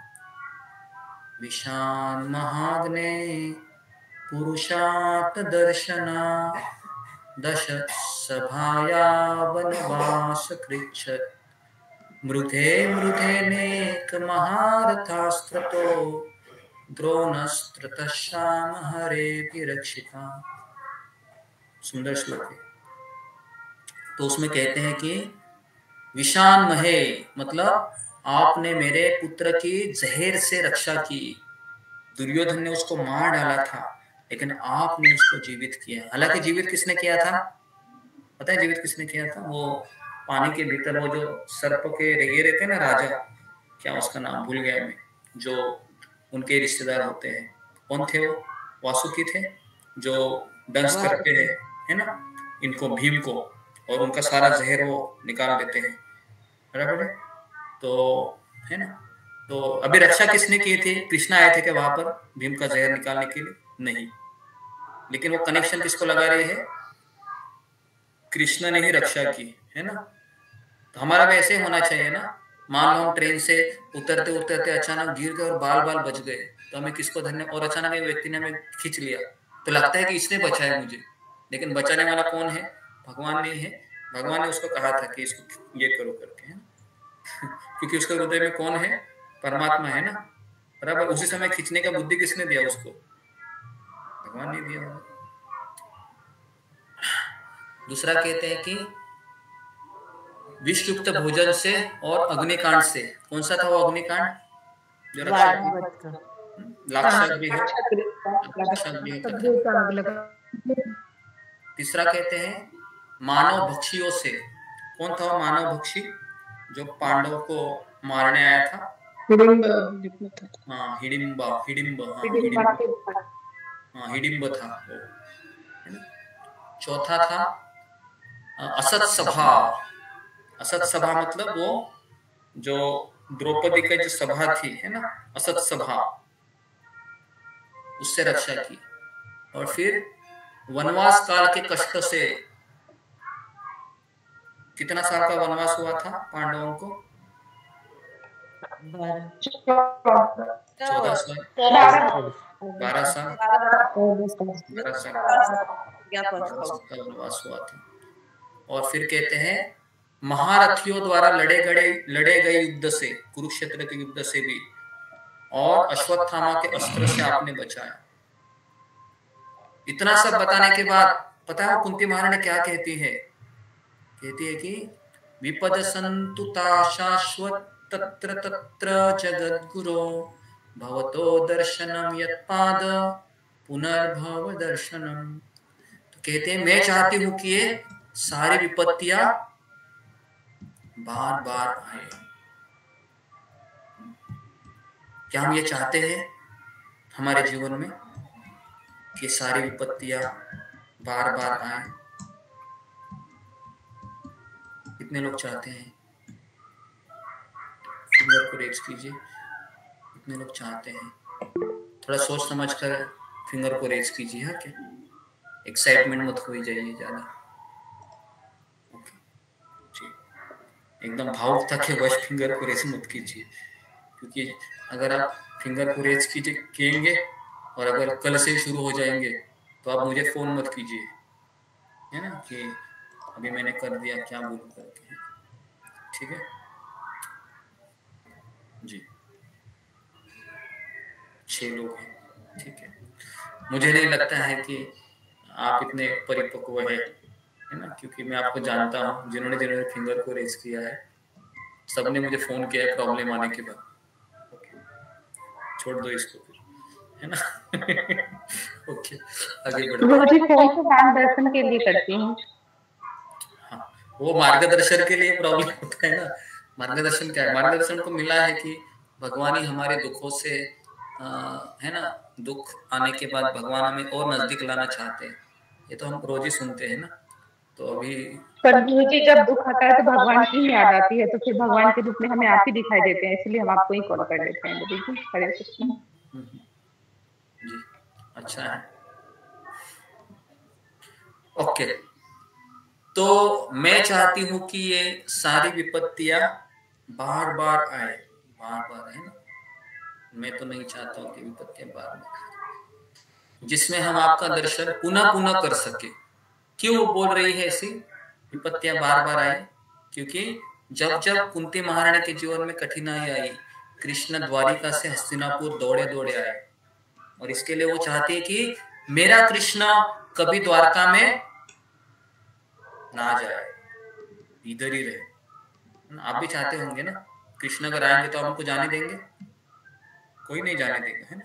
सब लोगों ने कृष्ण आप इधर ही रहो, तो कृष्ण बोलेंगे मैं इधर तभी रहूंगा जब संकट आएंगे। तो फिर आप क्या बोलेंगे? संकट फिर आने दो ना, आप इधर ही रहो। लेकिन समझ में आया? तो इसके लिए ये प्रार्थना है ना, डर लगता है ये प्रार्थनाओं से, है ना, कि कृष्ण विपत्तियां बार बार आए ताकि मैं बार बार आपको देखूं, और बार बार आपको देखूंगी तो जन्म मृत्यु के चक्र को मुझे नहीं देखना पड़ेगा। कुंती महारानी कहती है, बराबर है, नहीं देखना पड़ेगा। कितना सुंदर ये कॉम्बिनेशन है ना। इसके ऊपर हमने एक लेक्चर भी लिया था, याद है आपको? ज्यादा दुख ज्यादा कृपा, मुझे याद है, आपको याद होगा पता नहीं, मैंने इस पे लेक्चर, बड़ा लेक्चर दिया था। ओके, उसके बाद कहती है कि सबको अच्छा लग रहा है क्लास को, और 15 मिनट 20 मिनट करो। जी जी प्रभु जी, अच्छा लग रहा है। गुरु जी कीजिए। ओके, तो इस तरीके से 26 श्लोक है जिसमें कहती है वो कि हे कृष्ण, मैंने तो कह दिया कि जब जब दुख हो तब तक आप मेरे पास आए, है ना। और हे प्रभु, आप सरलता से प्राप्त होने वाले केवल उन्हीं के द्वारा जो भौतिक दृष्टि से अकिंचन है, जो सम्मानित कुल, ऐश्वर्य तथा उच्च शिक्षा तथा शारीरिक सौंदर्य के द्वारा भौतिक प्रगति के पथ पर आगे बढ़ने के प्रयास में लगे रहते हैं, वह आप तक एक निष्ठ भाव से नहीं पहुंच पाते।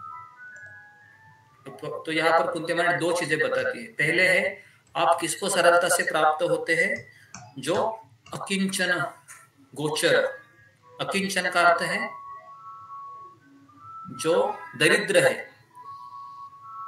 ओके, दरिद्र का अर्थ है जिसके पास कोई भौतिक संपदा नहीं है। भौतिक संपदा क्या है? सम्मानित कुल। लोगों को कुल का अभिमान होता है, देखा है आपने? मैं ब्राह्मण कुल में जन्म लिया है, ये देखो मेरा जानवा, ऐसे खोल के ऐसे दिखाते थे, ये देखो मेरा धागा देखो, ऐसे सुना है आपने? मैं ब्राह्मण कुल से हूँ, है ना। कई लोग हैं, जहाँ पर मैं अभी रहने गया था, एक वहां पर किसी के पति थे ब्राह्मण कुल के, है ना, भगवान को ही बाहर फेंक दिया। सोचो बोलते मैं ब्राह्मण हूँ, उसकी पत्नी माला करने लगी तो उसको ही फेंक दिया, है ना। तो इस तरीके से देखो, तो कैसे ये कौन सा ब्राह्मण हो सकता है ना, जो भगवान को ही, भगवान की निंदा करे एक तरीके से। तो सम्मानित कुल। दूसरा है ऐश्वर्य। ऐश्वर्य मतलब, ऐश्वर्य का अर्थ है जिसके लोग पूजा करते, जिसके पास ज्यादा पैसा है, जिसका अच्छा जॉब है, ऐश्वर्य। तीसरा है उच्च शिक्षा, मतलब मैं पढ़ा लिखा हूँ, सॉफ्टवेयर इंजीनियर हूँ, है ना, या फिर मरीन इंजीनियर हूँ, या फिर मैं ISA का एग्जाम क्रैक किया है, या फिर मैं PhD हूँ, या फिर मैं MBBS हूँ, MD किया हुआ। तो उच्च शिक्षा क्या करता है? भक्ति के लिए बाधक है क्या? नहीं, बाधक है। पता है क्यों? वो भाव आएगा क्या? बताइए। अगर कोई ये सारी चीजें है तो सम्मानित कुल है, ऐश्वर्य है, उच्च शिक्षा है, शारीरिक सौंदर्य। आपको पता है शारीरिक सौंदर्य कितना मैटर करता है? अगर कोई व्यक्ति सुंदर है बहुत, है ना, तो लोग, जब उसको लगता है कि लोग मेरे पीछे पड़े हैं, तो उसका घमंड बढ़ता है या कम होता है? बढ़ता है गुरुजी, बराबर है। तो इसके लिए ये भौतिक प्रगति के पथ पर आगे बढ़ने के प्रयास में जो लगा रहता है ना, वो भगवान तक नहीं पहुंच पाता। 4 चीजें लिखी है, ये 4 चीज जिसके पास है वह भक्ति में आगे नहीं बढ़ता है। लेकिन अगर कोई भक्त है, उसके पास भले ही 4 चीजें, वो आगे बढ़ सकता है। क्यों बढ़ सकता है? क्योंकि वह आध्यात्मिक गुरु को स्वीकार किए है। अगर आप आध्यात्मिक गुरु को स्वीकार किए तो आपको क्या पता चलेगा? सम्मानित कुल कुछ काम का है क्या? काम का नहीं। सम्मानित कुल क्या करना है ना। अगर मैं भक्ति नहीं करता हूँ तो कुल क्या करना है? चाटने का है उसको। कुछ लोगों का बहुत अभिमान होता है, मैं ये कुल का हूँ, वो कुल का हूँ, मैं चतुर्वेदी हूँ, द्विवेदी हूँ। पता है आपको?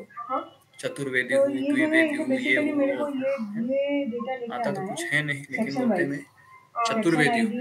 उनको कहे एक वेद का बताओ, वो तो नहीं, मेरा सरनेम चतुर्वेदी है, मुझे कुछ नहीं आता है। तो सम्मानित कुल कुछ काम का नहीं। ऐश्वर्य भी है, अगर भक्त के पास ऐश्वर्य है तो उसको पता है सब ऐश्वर्य किसका है? ठाकुर जी का है, मेरा तो कुछ है नहीं, इसलिए उसको फिर समझ में आता है। तीसरा है उच्च शिक्षा। तो अगर उच्च शिक्षा, जैसे हम अभी अमोघ लीला प्रभु है, गौर गोपाल प्रभु है, अमरेंद्र प्रभु, ये सब उच्च शिक्षित है, लेकिन ये साथ साथ विनम्र भी है, क्योंकि उनको पता है कि ये सारी उच्च शिक्षा है वो भगवान की सेवा में लगानी है। और शारीरिक सौंदर्य, आप सबको पता है, शारीरिक सौंदर्य वाले भी बहुत भक्त हैं, है ना। गौरांग प्रभु है, अमोघ लीला प्रभु काफी सुंदर है ना, जितने भी है टीवी में स्टार। लेकिन इनको पता है कि ये सुंदरता कितने समय की है? 4 दिन की चांदनी, सुना है ना आपने? 4 दिन का है सब, ये एक दिन ये सब ढल जाने वाला है। तो फायदे का नहीं सुंदर। तो इसके लिए भक्त के पास ये चारों चीजें हैं, शुद्ध मैटर नहीं करता है। अगला श्लोक। इतना सब बोलने के बाद कुंती महारानी कहती है नमो अकिंचन वित्ताय, मतलब हे निर्धनों के धन कृष्ण, मैं आपको नमस्कार करती हूँ। वेरी वेरी इंपॉर्टेंट, बहुत सुंदर ये शब्द है। हम सब निर्धन है क्या नहीं? क्योंकि अभी हमारे पास धन है, लेकिन वो धन कुछ काम का है क्या? जो धन हमें मृत्यु के समय मदद ना करे तो ऐसा धन क्या काम का? तो हम सब निर्धन है इस संसार में, और हमारा असली धन क्या है?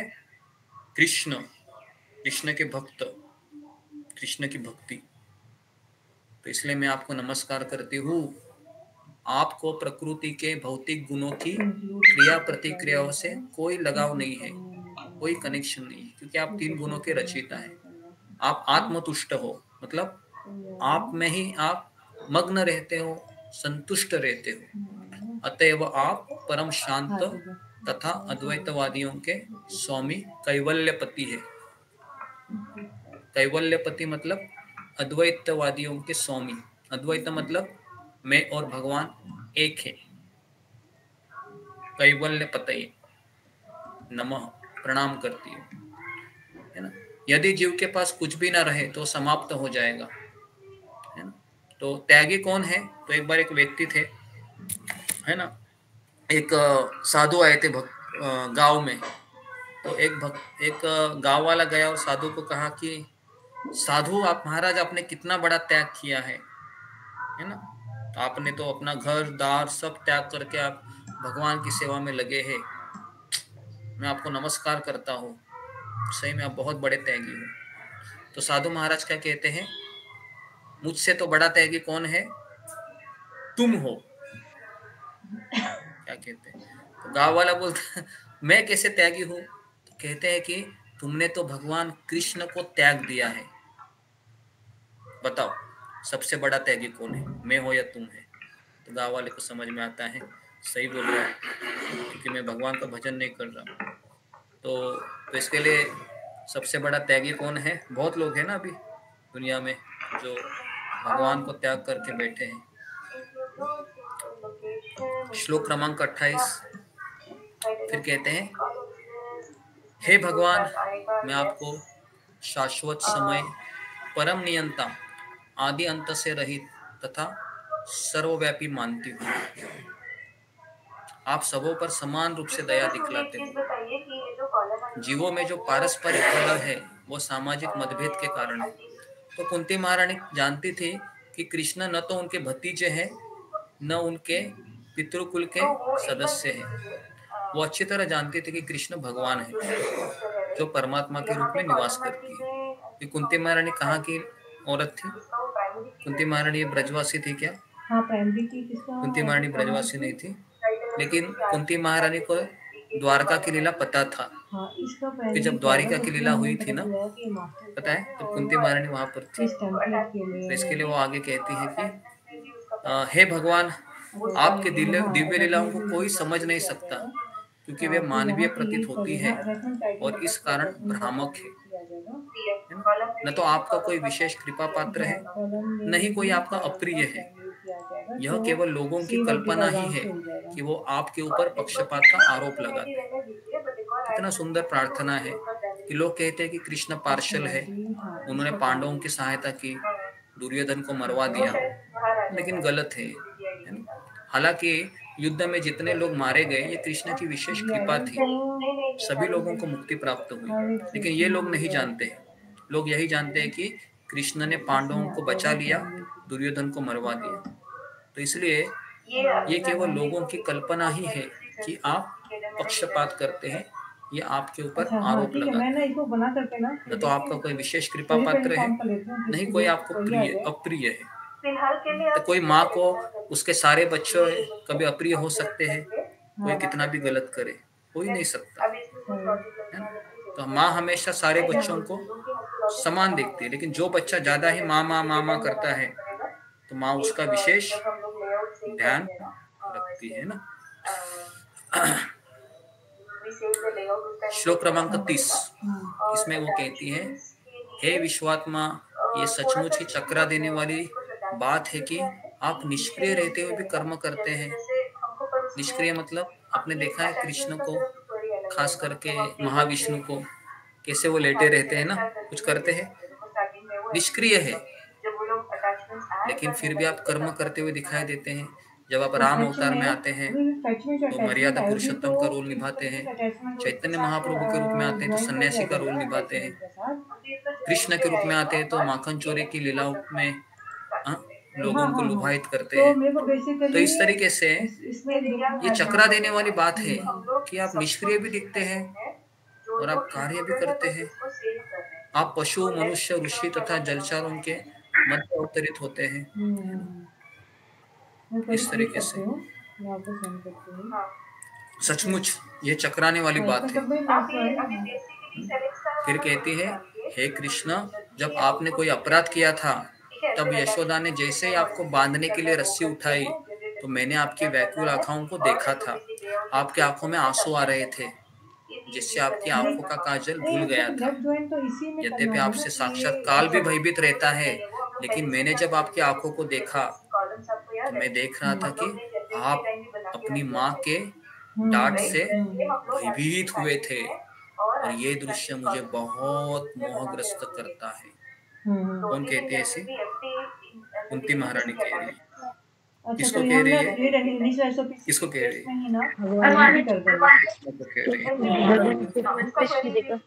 कृष्ण उधर ही है, कृष्ण को कह रही है, बराबर है। अगर आप कृष्ण को ही कृष्ण की लीला बता रहे हैं, कैसा लगेगा, है ना? कृष्ण को ही कृष्ण की लीला बता रही है कि आपने बचपन में देखो ये किया था, मैं तब थी वहां पर, मैंने देखा, बहुत भयभीत हुए थे, है ना? लेकिन साक्षात काल भी आपको भयभीत होता है और अभी तो आप यशोदा माता की लाठी को भय हो रहे। मुझे ये समझ में नहीं आ रहा है। ये हमको भी समझ में आएगा कि ये हम भी नहीं समझ सकते, है ना? कृष्ण को समझना ये किसी की बात है ना। प्रभुपाद कहते हैं कि मैंने इतनी सारी किताबें लिखी, क्यों लिखी? ताकि ये समझ जाए कि कृष्ण को समझना कठिन है, कृष्ण को समझ नहीं सकते, इसके लिए इतनी सारी किताबें लिखी। तो कृष्ण को कैसे समझा जा सकता है? कृष्ण की भक्तों की सेवा करके कृष्ण को समझा जा सकता है। ठीक है, अटैचमेंट का नेम तो कुछ अटैचमेंट का नाम तो उधर से आ जाएगा। और तो ओके, तो यहाँ पर मैं रुकता हूँ। इंक्लूड फ्लैग ये कौन सा रहेगा? 10-15 मिनट। किसी कुछ प्रश्न है ये रहेगा तो फिंगर को रेज कीजिए। अगर आज के विषय में जो हमने चर्चा की जी, कृष्ण गुरु जी दंडवत प्रणाम। गुरु जी, आपने जो कृष्ण के जो वो सम्मानित कुल ऐश्वर्य के बारे में जब बता रहे थे, वो कैवल्य एक शब्द आया था, वो उसका मतलब क्या है गुरु जी? कैवल्यपति कौन से श्लोक में था वो? 27। नमो किंचन वित्ताय, नमो अद्वैतवादी। हाँ, कैवल्यपते, नमो किंचन वित्ताय। कैवल्यपते मतलब अद्वैतवादियों के स्वामी, कैवल्यपति। प्रभुपाद तात्पर्य में क्या लिखती है, मैं देखता हूँ पहले। ओके, प्रभुपाद लिखते हैं कि ऐसे अद्वैतवादी भगवान के व्यक्तिगत तेज में एकाकर होना चाहते हैं, मतलब ब्रह्म ज्योति में लीन होना चाहते हैं। अद्वैतवादी मतलब जो द्वैतवाद मतलब मैं और भगवान अलग है, अद्वैतवाद मतलब मैं और भगवान एक है। तो मायावादी लोग होते हैं, वो भगवान के ब्रह्म ज्योति में एक होना चाहते हैं, लेकिन भक्त तो भगवान की दिव्य लीलाओं में प्रवेश करते हैं। तो इसके लिए वो कहते हैं कि आप अद्वैतवादियों के भी स्वामी हैं, है ना? तो इस तरीके से कैवल्यपति है, तो इस तरीके से वो कहती है। ठीक है जी, नेक्स्ट रूबी कुमारी। हरे कृष्ण। गुरु जी धन्यवाद प्रणाम, सभी भक्तों को धन्यवाद प्रणाम। गुरु जी, आप मैं कुंती महारानी जी बोलती हैं, मैं स्त्री होकर भी मैं आपको समझ में कैसे समझूं? तो गुरु जी मुझे ये समझ नहीं है, तो यहाँ पर ऐसा क्यों बोलेंगे स्त्री? क्यों स्त्रियों को ये समझना नहीं समझ पाती हैं क्या? जी, अब जी। मतलब बुद्धि नहीं होती उनको? हाँ, तो ये इसलिए बोला जाता है क्योंकि स्त्री को बुद्धि पुरुष से कम रहती है, तो रचना ही ब्रह्मा जी ने ऐसी की गई है। तो क्योंकि एक होते हैं कि स्त्री के मन में कुछ रहता नहीं है, वो किसी को भी बता देती है, ये एक चीज है। और स्त्री ये शूद्र से भी शूद्र के समान कैटेगरी में बताया गया है ना, स्त्रियों को। तो इसके लिए खास करके यहाँ पर कुंती महारानी खुद को स्त्री बता रही है, लेकिन ऐसे इतिहास में कई अच्छी स्त्रियां भी है जिन्होंने, है ना, पुरुष के जैसे कार्य किया है, लेकिन वो कुछ अपवाद है। लेकिन स्त्रियां हैं वह भगवान ने डिजाइन ऐसे किया है स्त्रियों को कि अगर वो किसी को फॉलो बहुत अच्छे से कर सकती है, अगर वो इंडिपेंडेंट बनती है स्त्री, तो समाज में बहुत ही तबाही मचा देती है, और अब ऐसे ही हो रहा है। इसके लिए स्त्रियों को कम बुद्धि का इसके लिए कहा गया है, क्योंकि वह अगर पति को फॉलो करेगी तो भगवत धाम वो आसानी से जाती है। तो कर्दम मुनि और देवहूति का प्रसंग भागवतम में ऐसा ही आया है। देवहूति भी अपने पति की सेवा करती है और भगवत धाम जाती है, लेकिन स्त्री को थोड़ा सा कम दर्जा का बताया गया है शास्त्र। लेकिन ऐसा कुछ नहीं है। कुंती महारानी कौन है? स्त्री है। द्रौपदी कौन है? स्त्री है ना। और गांधारी भी बहुत अच्छी स्त्री है, बहुत सारे ऐसी स्त्रियां हैं बहुत बुद्धिमान भी है। नेक्स्ट जी, एक और क्वेश्चन का पूछूं, आप क्या है? गुरु जी, आप बता रहे हैं जैसे कि गोपियां थी, उनको ये पता नहीं था कि मतलब कृष्ण ही भगवान है, वो ये सब यही समझती थी कि ये वृंदावन के है। तो गुरु जी मतलब भगवत धाम मतलब जाने के लिए हमें कृष्ण के बारे में हर चीज जानना जरूरी है क्या? कि हम सिर्फ इतना नहीं जान सकते कि हाँ हम कृष्ण ही हमारे सब कुछ। ऐसा जानेंगे, लेकिन जब प्रॉब्लम आएंगे तो कृष्ण की लीला में काम नहीं आती है ना, ब्रज की लीला।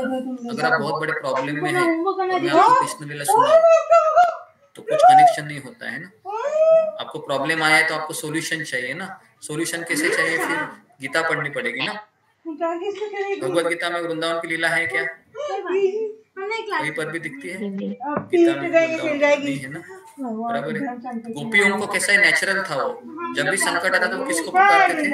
कृष्ण को, है ना। नेचुरल था। हमारा नेचुरल नहीं है। हम पहले किसको पुकारेंगे? किसी व्यक्ति को पुकारेंगे, है ना, बराबर कि नहीं? डायरेक्ट किसी को पुकारेंगे नहीं, हम व्यक्ति को पुकारेंगे, बैंक बैलेंस देखेंगे, मेडिकल लोन देखेंगे, कहाँ लगता है क्या देखेंगे, फिर सारे दरवाजे बंद होंगे, फिर हम किसको पुकारेंगे? तो इसके लिए हम बद्ध जो है, हमें भगवत गीता बहुत ज्यादा जरूरी है ना, वृंदावन की लीला से भी। डायरेक्ट गोपियों की तरह अनुकरण नहीं कर सकते। ठीक है, हरे कृष्ण गुरु जी, प्रणाम से भक्त को धन्यवाद प्रणाम। गुरु जी, मैं थोड़ा मूर्ख हूँ, मुझे समझ में नहीं आती जल्दी बातें। मैं जानना था आपको, मैंने एक बार मैसेज किया था तो आपने ओके किया था कि मुझे 3:55 उठना है।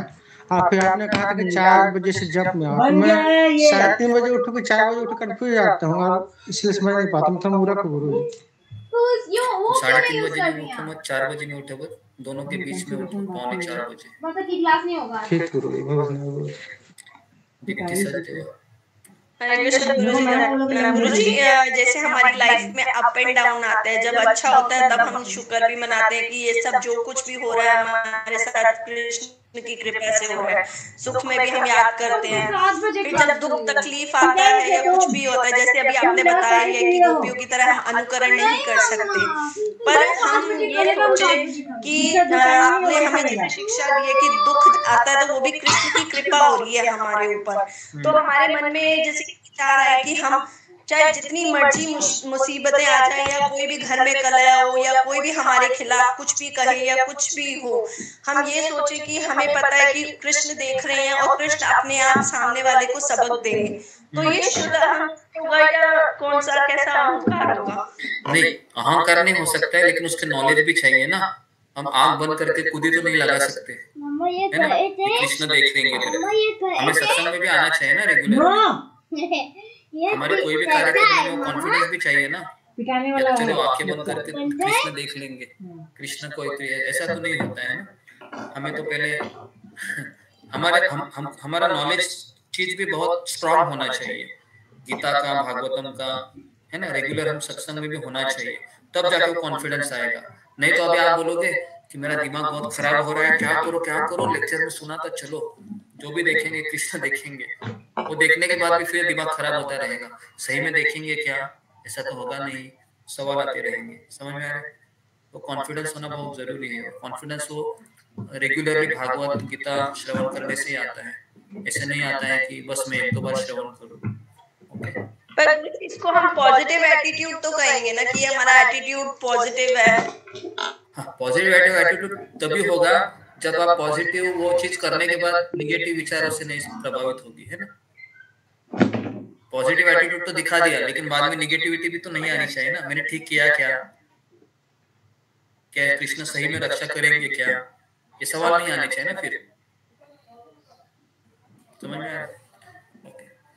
ठीक है, तो यहाँ पर मैं रुकता हूँ। आप सबका बहुत बहुत धन्यवाद। श्रील प्रभुपाद की जय।